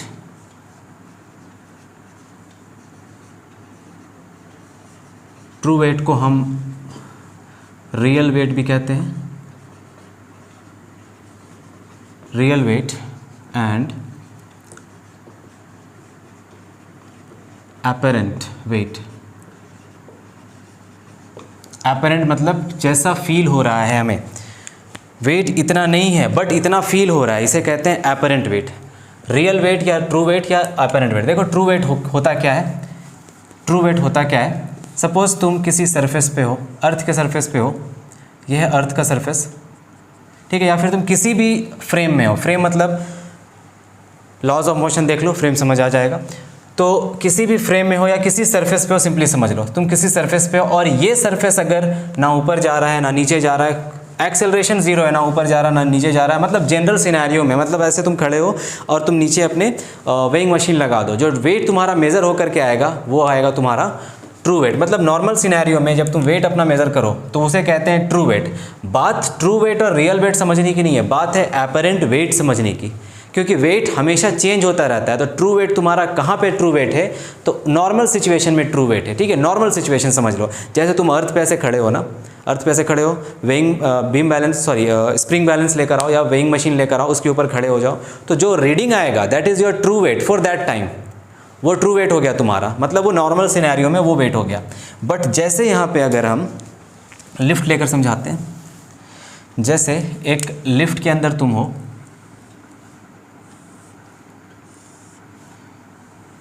यह है लिफ्ट,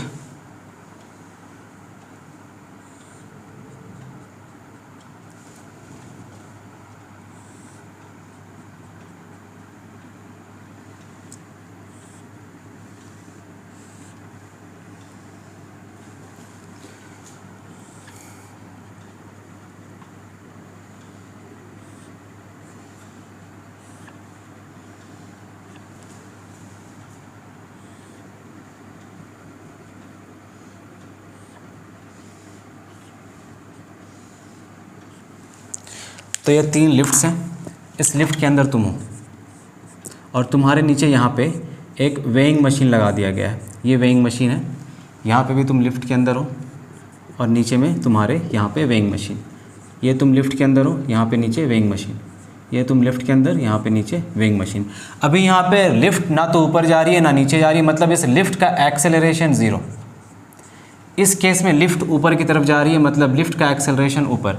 इस केस में लिफ्ट नीचे की तरफ जा रही है, मतलब लिफ्ट का एक्सेलरेशन नीचे। और इस केस को बाद में लास्ट में डिस्कस करेंगे। पहले ये सिनेरियो देख लो, जब लिफ्ट रेस्ट पर है, लिफ्ट एट रेस्ट, जब ये लिफ्ट रेस्ट पर है तब तुम अपना वेट मेज़र करते हो इस वेइंग मशीन के ऊपर। और वेइंग मशीन क्या मेज़र करता है आप सबको पता है, वेइंग मशीन मेज़र करता है नॉर्मल रिएक्शन जो ऑफर कर रहा है surface in contact. Surface in contact पे ही हमेशा नॉर्मल रिएक्शन लगता है, तो ये वेइंग मशीन वो मेज़र करता है।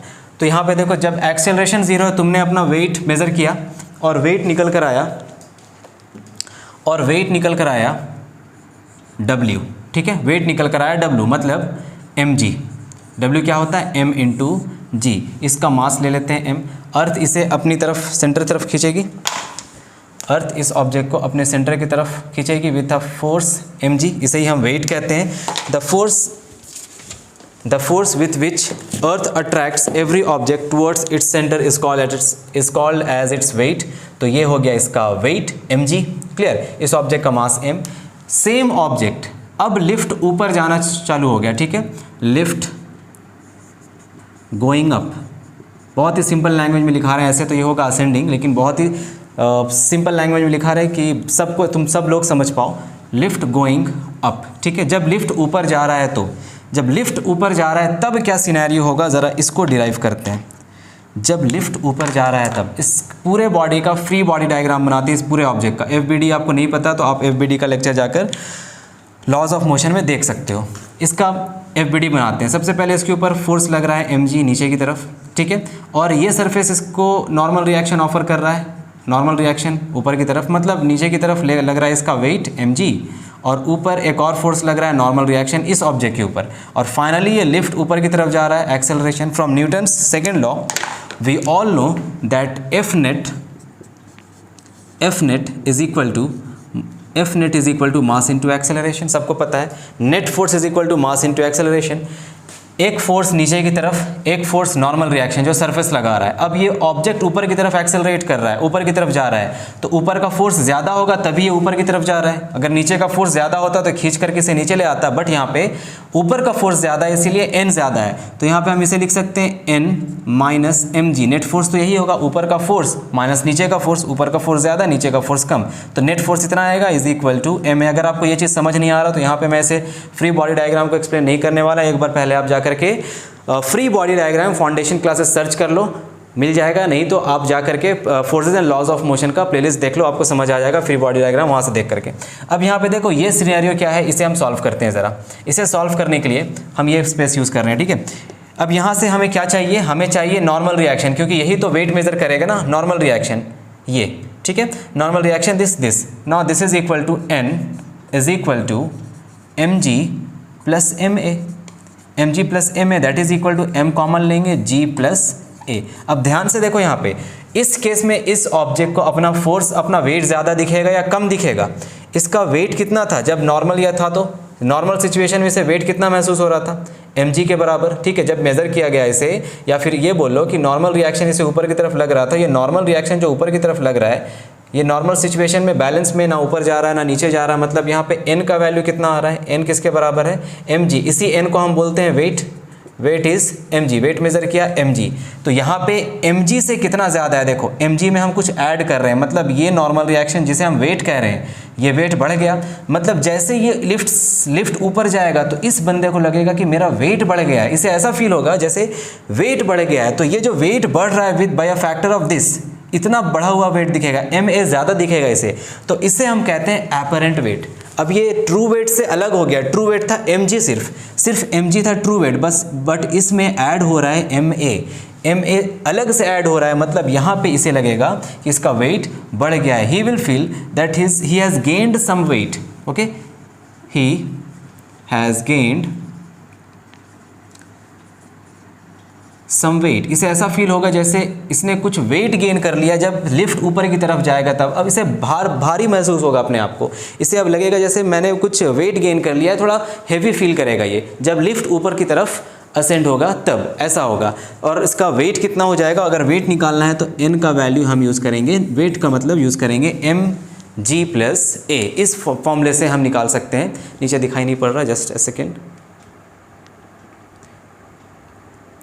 चलो अब ठीक है, mg प्लस a। इसे ऐसा फील होगा कि इसका वेट हो गया mg प्लस a। दूसरा सिनेरियो देखते हैं, इस सिनेरियो को देखते हैं। अब यहाँ पे भी सेम कहानी, लेकिन यहाँ पे अब लिफ्ट नीचे की तरफ आ रही है, लिफ्ट नीचे की तरफ आ रही है, इसके ऊपर फोर्स लगेगा नीचे की तरफ mg, सरफेस एक नॉर्मल रिएक्शन ऑफर करेगा ऊपर की तरफ, लेकिन फाइनली एक्सेलरेशन है नीचे की तरफ। तो यहाँ पे भी फ्रॉम न्यूटन्स सेकेंड लॉ हम F नेट निकाल लेंगे, यह आ जाएगा mass into acceleration. F net देखो क्या होगा, यहाँ पे नीचे का फोर्स ज़्यादा है ऊपर का फोर्स कम है, तभी ऑब्जेक्ट नीचे की तरफ जा रहा है विथ सम एक्सेलरेशन a। तो नीचे का फोर्स माइनस ऊपर का फोर्स जो कि नॉर्मल रिएक्शन है जिसे हम मेज़र करते हैं, वेट में हम ये मेज़र करते हैं, ठीक है, हम वेट में ये n मेज़र करते हैं, that is m into a।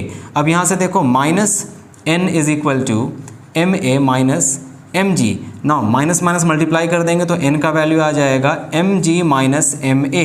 अब इसे ऐसा फील होगा, जब ये नीचे आ रहा है तो इसे ऐसा फील होगा कि मेरे वेट में जो एक्चुअल जो ट्रू वेट था हमारा, वो ट्रू वेट से कुछ वेट माइनस हो गया है, मतलब इसे फील होगा थोड़ा लाइट, इसे थोड़ा लाइट फील होगा, मतलब इसे ऐसा लगेगा जैसे मैंने कुछ वेट को लूज़ कर दिया है। इमेजिन करो तुम लिफ्ट में हो, लिफ्ट नीचे की तरफ आ रहा है किसी एक्सेलरेशन के साथ, तो तुम्हें बहुत ही लाइट फील होता है। वो एग्जाम्पल मैरी गो राउंड वाला, ऊपर जाता है तो ऊपर से जब नीचे आता है तुम्हें लगता है तुम्हारा वेट बहुत कम हो गया है, जब ऊपर जाता है तो फिर तुम्हें हेवी सा फील होता है, फिर नीचे आता है तो तुम्हें लगता है वेट कम हो गया, तो इसीलिए पेट में जो बटरफ्लाइज एंड ऑल आते हैं वो सब। तो यहाँ पे इसे ऐसा इमेजिन होगा दैट इसका जो ट्रू वेट है mg, जो नॉर्मल सिचुएशन में निकल कर आ रहा था उसमें कुछ वेट घट गया है, कुछ कम हो गया है। मतलब अब यहाँ पे जब हम वेट निकालेंगे तो ये फॉर्मूला यूज़ करेंगे mg माइनस a। ये जब लिफ्ट नीचे की तरफ आ रही है तब इसे लिखेंगे lift going down, lift going down किसी एक्सेलरेशन के साथ नीचे आ रहा है तब, मतलब इसके ट्रू वेट में हम ma माइनस कर देंगे तो इसे ही will feel that he has lost some weight। समझ आया? he will feel that he has lost some weight। आगे देखते हैं लास्ट सिचुएशन। अब क्या होता है, अब अचानक से ये लिफ्ट का केबल टूट जाता है, अचानक से लिफ्ट का केबल टूट जाता है तो क्या होगा सबको पता है, ये लिफ्ट नीचे की तरफ गिरना शुरू करेगी। और जब ये नीचे की तरफ गिरना शुरू करेगी under the influence of gravity alone, अब इस पर कुछ भी फोर्स एक्ट नहीं कर रहा है सिवाय ग्रेविटी के, क्योंकि ये लिफ्ट टूट गया, अब इससे ये सिर्फ ग्रेविटी में नीचे की तरफ गिरते जा रहा है।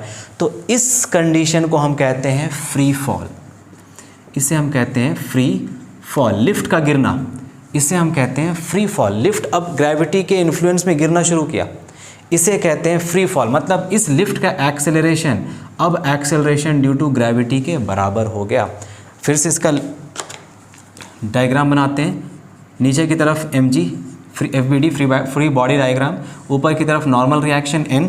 अब इसके ऊपर कितना वेट लगेगा, क्या वेट इसको महसूस होगा वो देखते हैं। जैसे यहाँ देखो ये वेट अपना महसूस कर रहा था ज़्यादा, ये वेट महसूस कर रहा था कम, और नॉर्मल सिचुएशन में इसे अपना ट्रू वेट महसूस हो रहा था, जो जितना है नॉर्मल सिचुएशन में जितना ये मेज़र कर रहा था उतना इसे महसूस हो रहा था। Last scenario very very important, ठीक है, यहाँ पे एक नया टर्म आएगा देखना।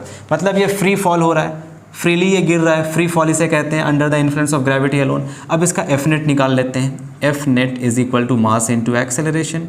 एफ नेट क्या होगा, ये ऑब्जेक्ट नीचे की तरफ जा रहा है, मतलब ये फोर्स ज़्यादा होगा तभी ये नीचे की तरफ जा रहा है, तो mg माइनस नॉर्मल रिएक्शन को माइनस करेंगे आ जाएगा ma। अच्छा यहाँ पे देखो a का वैल्यू किसके बराबर है, g के बराबर, तो इसे रिप्लेस कर देंगे g से। अब finally minus n is equal to mg minus mg, ये mg उधर जाएगा माइनस हो जाएगा, मतलब n का वैल्यू फाइनली कितना आ गया 0। और ये सिचुएशन है वेटलेसनेस का, वेटलेसनेस इसे कहते हैं वेटलेसनेस। n का वैल्यू 0, मतलब इसके नीचे ये जो कांटेक्ट है, ये सरफेस जो कांटेक्ट में था जिसके कारण इसे नॉर्मल रिएक्शन फील हो रहा था, जिसके कारण इसे वेट फील हो रहा था, अब ये सरफेस इसके नीचे से निकल गया, अब ये कांटेक्ट टूट गया। ये है वो बंदा जो लिफ्ट पर है, ये अचानक से जब लिफ्ट अचानक से गिरा तो इसका कांटेक्ट टूट गया। जब ये कांटेक्ट टूटा तो नॉर्मल रिएक्शन 0, जब कांटेक्ट ही नहीं रहा तो नॉर्मल रिएक्शन क्या होगा, ये नॉर्मल रिएक्शन एक कांटेक्ट फोर्स है, कांटेक्ट रहने पे ही ये फोर्स रहेगा, कांटेक्ट अगर टूट जाएगा तो नॉर्मल रिएक्शन 0 हो जाएगा, क्योंकि कांटेक्ट टूट गया तो नॉर्मल रिएक्शन 0। अब कांटेक्ट टूटा तो ये इंसान को लगेगा जैसे ये इसका कुछ वेट इसे फील नहीं होगा, अपना कुछ भी फील नहीं होगा, इसे लगेगा जैसे हम फ्रीली गिर रहे हैं आराम से। फिर भी अभी इसके ऊपर वेट है, ऐसे नहीं कि वेटलेसनेस के केस में फोर्स ऑफ ग्रेविटी 0 हो जाता है, कभी ये चीज़ मत समझना। मतलब इसे ग्रेविटी जैसा फील ही नहीं होगा, मतलब इसे लगेगा कि ये सीधा का सीधा नीचे गिर रहा है, वेटलेसनेस ये फील करेगा when n is equal to 0। तो इस सिचुएशन को हम कहते हैं वेटलेसनेस। क्लियर है, समझ आ गया? इसे ऐसा फील होगा कि ये तैर रहा है, अब इसे कुछ वेट ही नज़र नहीं आएगा। अगर इसका तुम मेज़र करोगे बैलेंस में या फिर वेइंग मशीन में तो कुछ वेट ही शो नहीं करेगा। क्यों? क्योंकि कांटेक्ट टूट गया, कांटेक्ट रहेगा उसके ऊपर, उसके वेइंग मशीन के ऊपर, तभी तो वो कुछ रीडिंग दे पाएगा। अब कांटेक्ट ही नहीं है, क्या रीडिंग होगा? बिना कांटेक्ट में जब किसी सरफेस को कांटेक्ट में ना रखो वेइंग मशीन के ऊपर तो रीडिंग क्या देता है, वो 0। तो मतलब n का वैल्यू 0 इस केस में। अब इस समरी देखो क्या है, इसे कहते हैं हम ट्रू वेट। और इस केस में जो भी अलग अलग वेट्स आ रहा था, इस केस में इसका एपरेंट वेट इसके बराबर, इस केस में इसका एपरेंट वेट इसके बराबर, इस केस में इसका एपरेंट वेट इसके बराबर। ये एक्चुअल वेट नहीं है इसका, बट इसे ऐसा फील हो रहा है कि इस पर्टिकुलर सिचुएशन में, इस पर्टिकुलर कंडीशंस में हमारा वेट कुछ बढ़ गया है, कुछ घट गया है और ज़ीरो हो गया है। लेकिन ट्रू वेट क्या है इसका? ट्रू वेट अभी भी mg है। जब नॉर्मल सिचुएशन में निकाला गया तो ट्रू वेट अभी भी mg आया, बट जब किसी स्पेशल कंडीशन में से लेकर देखते हैं तो वेट अलग अलग आता है, मतलब वो हो गया एपरेंट वेट। तो इसीलिए हम कहते हैं एपरेंट वेट और ट्रू वेट अलग अलग होता है। ये सब इस जब लिफ्ट ऊपर जा रहा है तो एपरेंट वेट कुछ और, जब लिफ्ट नीचे आ रहा है तो एपरेंट वेट कुछ और, जब लिफ्ट फ्री फॉल कर रहा है तब एपरेंट वेट ज़ीरो, वेटलेसनेस। बात समझ आ गई? अब इसी टॉपिक से रिलेटेड ये तीनों फॉर्मूलाज याद कर लो, तीनों नहीं बस इन दोनों फॉर्मूले को याद करो, इन दोनों फॉर्मूले को लिख लो कहीं पे। अभी क्वेश्चंस दे रहे हैं, बस इन दोनों फॉर्मूलेज को यूज़ करके ही हम सारे क्वेश्चंस को सॉल्व करेंगे। चलिए इन सारे क्वेश्चंस को सॉल्व करेंगे। पहले ये देख लो समरी। अगर नॉर्मल रिएक्शन, अगर लिफ्ट ऊपर की तरफ जा रही है, लिफ्ट ऊपर की तरफ मूव कर रहा है, तो नॉर्मल रिएक्शन या फिर जो एपरेंट वेट हमें जिसे हम कहते हैं, नॉर्मल रिएक्शन को एपरेंट वेट भी कहा जाता है या फिर वेट भी कहते हैं। ये समझने वाली बात है कि एपरेंट वेट कब कहलाएगा, ट्रू वेट कब कहलाएगा। तो इस केस में तो एपरेंट वेट होगा, लिफ्ट ऊपर जा रही है तो ये फॉर्मूला, लिफ्ट नीचे जा रही है तो ये फॉर्मूला, और वेटलेसनेस का कंडीशन है तो ये फॉर्मूला। आइए यहाँ पर देखते हैं सिचुएशन के साथ। फर्स्ट क्वेश्चन है, क्वेश्चन पढ़ो। लिफ्ट गिवन है, लिफ्ट के अंदर वो एक बंदा है, उसका मास है 50 kg। Find the weight when lift moves up with constant acceleration या यूनिफॉर्म एक्सेलरेशन। जब लिफ्ट ऊपर की तरफ जा रही है तब का वैल्यू आपसे पूछ रहा है। लिफ्ट कहाँ जा रहा है? ऊपर की तरफ। एक्सेलरेशन कैसा है? विथ यूनिफॉर्म, एक सेकेंड, विथ यूनिफॉर्म वेलोसिटी होना चाहिए, with uniform velocity, with uniform velocity. जब लिफ्ट ऊपर जा रहा है विथ यूनिफॉर्म वेलोसिटी तो एक्सेलरेशन कितना हो जाएगा इस केस में? एक्सेलरेशन हो जाएगा ज़ीरो। जब एक्सेलरेशन ज़ीरो हो गया और लिफ्ट ऊपर जा रहा है तो ऊपर जाने का सिचुएशन तो ये है, लिफ्ट गोइंग अप, हमें चाहिए क्या? वेट। वेट किसे कहते हैं? नॉर्मल रिएक्शन को। n हो जाएगा mg plus a। Now mg का वैल्यू क्या ले लें? 9.8 ही लें क्योंकि यहाँ पे कुछ गिवन नहीं है, तो 9.8 या फिर 10 लेकर बनाते हैं। चलो g का वैल्यू 10 ले लो, 10 मीटर पर सेकंड स्क्वायर, अपने कैलकुलेशंस को आसान करने के लिए। बट अगर क्वेश्चन में तुम्हें कुछ भी नहीं गिवन हो तो 9.8 लेंगे, इसे ले लेंगे 10 और एक्सेलरेशन कितना? ज़ीरो। एक्सेलरेशन ज़ीरो क्यों लिखा है ये समझ आ रहा है ना? यूनिफॉर्म वेलोसिटी, यूनिफॉर्म वेलोसिटी में एक्सेलरेशन ज़ीरो होता है। तो m इंटू 10, m मतलब 50 इंटू 10 मतलब ये हो गया 500 न्यूटन। मतलब इसे वेट ऐसा लगेगा कि 500 न्यूटन का वेट है इसका, 500 न्यूटन का वेट ये फील करेगा, इसे कहते हैं apparent weight. Second B situation में देखो, सेकंड सिचुएशन में lift moves down with acceleration भी गिवन है। अब लिफ्ट नीचे की तरफ आ रही है with acceleration 4.9 metre per second square. ठीक है, इसे चेंज कर लेते हैं वैल्यूज़ को, कैलकुलेशन को सिंपल रखने के लिए 5 कर देते हैं इसे, with 5 metre per second square. ठीक है, अब लिफ्ट नीचे की तरफ आ रही है तो इसे वेट कितना फील होगा? इसे वेट ज़्यादा फील होगा या कम फील होगा बताओ? लिफ्ट नीचे की तरफ आ रही है तो इसे वेट कम फील होगा, ऊपर की तरफ जा रही है तो वेट ज़्यादा फील करेगा। ये तो नीचे की तरफ आ रही है तो इसे वेट अपना कम फील होगा। कितना कम फील होगा? mg माइनस ए। देखो नीचे की तरफ mg माइनस ए। ना g माइनस ए क्या होता है? इसे कहते हैं इफेक्टिव एक्सेलरेशन, जो नेट एक्सेलरेशन लगता है वो होता है mg minus A. m is 50, g is 10, a is 5, so 50 into 10 minus 5, 5 that is 250 Newton. देखो जब नीचे आ रहा था तो वेट इसका, इसे ऐसा महसूस हो रहा है दैट इसका वेट है 250 न्यूटन, और जब ये ऊपर जा रहा है तो ऐसा फील कर रहा है कि ये है 500 न्यूटन का। See lift moves up with acceleration this. अब लिफ्ट अगेन ऊपर जा रहा है, एक्सेलरेशन 5 मीटर पर सेकेंड स्क्वायर। ऊपर जाने के केस में हम ये फॉर्मूला यूज़ करते हैं, सबको पता है।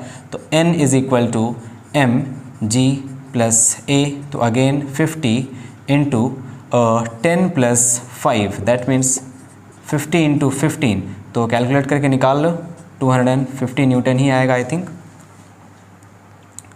Sorry 750 Newton. 5 carry 2, yes 750 Newton जब ऊपर जा रहा है। तो अगेन देखो एक्सेलरेशन सेम था, यहाँ पे भी एक्सेलरेशन 5, यहाँ पे भी एक्सेलरेशन 5, यहाँ पे नीचे आ रहा था इसीलिए इसे लगा कि मेरा वेट कम हो गया है, और यहाँ पे ऊपर जा रहा था इसीलिए इसे लगा कि मेरा वेट बढ़ गया है। Fourth the last situation, lift begins to fall freely under gravity. Free fall, lift अचानक से फ्री फॉल करने लगी तो क्या होगा? जब ये फ्री फॉल करने लगेगा, जब ये लिफ्ट फ्री फॉल करने लगेगा तो इसका कांटेक्ट तो ब्रेक हो जाएगा ना यहाँ से, कॉन्टैक्ट टूट जाएगा। जब कॉन्टैक्ट टूट जाएगा तो वेट कितना महसूस करेगा, या 0। निकाल के भी देख लेते हैं, हमें यहाँ पे हम निकाल लेते हैं यहाँ पे। तो n का वैल्यू है m, n का वैल्यू क्या है, n का वैल्यू तो 0 है ना। जब कॉन्टैक्ट ही टूट गया, फ्री फॉल करने लगा अंडर ग्रेविटी, तो एक्सेलरेशन किसके बराबर आ जाएगा। एक्सेलरेशन देखो, फ्री फॉल का सिचुएशन क्या था, वेट नीचे की तरफ mg, ऊपर लग रहा था नॉर्मल रिएक्शन, और नीचे की तरफ कितना एक्सेलरेशन से, g एक्सेलरेशन से। फ्री फॉल में नीचे की तरफ गिरेगा with an acceleration equals to g। अब यहाँ पे अगर हम देखें नीचे की तरफ गिर रहा है तो नेट फोर्स निकल कर आएगा मास into acceleration. Now net force क्या होगा, नीचे की तरफ लिफ्ट जा रहा है तो नीचे का फोर्स ज़्यादा हो जाएगा, mg माइनस n आ जाएगा m, a का वैल्यू किसके बराबर, g के बराबर। मतलब यहाँ से नॉर्मल रिएक्शन आ गया 0, मतलब इसे वेट कैसा फील होगा, 0। यहाँ पे वेट कैसा फील होगा, 250 न्यूटन, वेट कितना 750 न्यूटन, वेट कितना 500 न्यूटन, और यहाँ पे वेट कितना 0, मतलब weightlessness. He will not feel any weight, कुछ भी इसे महसूस नहीं होगा भारी जैसा, अपना वेट ही महसूस नहीं कर पाएगा ये, इसे कहते हैं वेटलेसनेस। जो एस्ट्रोनॉट्स होते हैं, जो हमारे स्पेस में, अर्थ के बाहर जो स्पेस होते हैं, जो स्पेस साइंटिस्ट या फिर एस्ट्रोनॉट जो स्पेस में बाहर जाते हैं, तो वो तैरते रहते हैं हवा में, ठीक है, तो वो वेटलेसनेस कंडीशन कहलाता है, ठीक है। They are floating in air because of, या स्पेस बोल सकते हैं, वहाँ तो एयर नहीं है, they are floating in space because of this weightlessness, ठीक है। और ऐसा नहीं है कि उनके ऊपर ग्रेविटी नहीं लग रहा है, फोर्स ऑफ ग्रेविटी मतलब ग्रेविटेशनल पुल नहीं हो रहा है, स्पेस अर्थ किसी ग्रेविटी के साथ उसे बांधे रखा है, ठीक है, तभी वो ऑर्बिट में घूम रहा है, वो स्पेस स्टेशन तभी वो ऑर्बिट में घूम रहा है, लेकिन उसके अंदर, स्पेस के अंदर जो एस्ट्रोनॉट्स होते हैं उनको कोई भी वेट महसूस नहीं होता है। तो ये था आज का आपका कंप्लीट लेक्चर, कंप्लीट टॉपिक, जहां हमने देखा मास क्या होता है, वेट क्या होता है, मास और वेट को रिलेट करके हमने क्वेश्चंस भी करा। उसके बाद एक्सेलरेशन ड्यू टू ग्रेविटी भी हमने कंबाइन किया इसमें। उसके बाद हमने किया ट्रू वेट और अपैरेंट वेट क्या होता है, और जो सबसे ज़्यादा पूछने वाला टॉपिक है ट्रू वेट अपैरेंट वेट में, ये लिफ्ट वाला कॉन्सेप्ट, इसको भी मैंने फिर से एक बार एक्सप्लेन कर दिया है। हालांकि जब न्यूटन्स का लॉज ऑफ मोशन आप लोग पढ़ोगे, lecture number third laws of motion जब पढ़ोगे, forces and laws of motion के प्लेलिस्ट में वो आपको मिलेगा, तो उसमें देखना कि मैंने इस चीज़ को वहाँ पे भी एक्सप्लेन किया है और वहाँ पे भी कुछ क्वेश्चंस कराया मैंने, इससे अलग क्वेश्चन है वहाँ पे। तो थर्ड लॉ ऑफ मोशन से भी हम समझ सकते हैं, क्योंकि एक्शन रिएक्शन पेयर वहाँ पे बनता है, इसीलिए वो टॉपिक वहाँ पे कवर अप हुआ था, वेट का टॉपिक आया था। तो फिर ठीक है, इसके बाद हम लेकर आने वाले हैं कौन सा टॉपिक बच गया, फ्री फॉल। और फ्री फॉल मतलब motion under gravity, free fall वही है, motion under gravity. Free fall को और डिटेल में समझेंगे। मोशन अंडर ग्रेविटी में बहुत सारे मोशंस आ जाएगा, प्रोजेक्टाइल मोशन इन्वॉल्व हो जाएगा, ठीक है, ड्रॉपिंग वाला, और स्टोन को किसी हाइट पे फेंका गया किसी वेलोसिटी के साथ, तो वो सब क्वेश्चन डिस्कस करेंगे। और आई थिंक वो इस ग्रेविटेशन चैप्टर का लास्ट टॉपिक होगा। उसके बाद फ्लोटेशन करना है हमें। तो इसी तरह पढ़ते रहें, and thank you very much.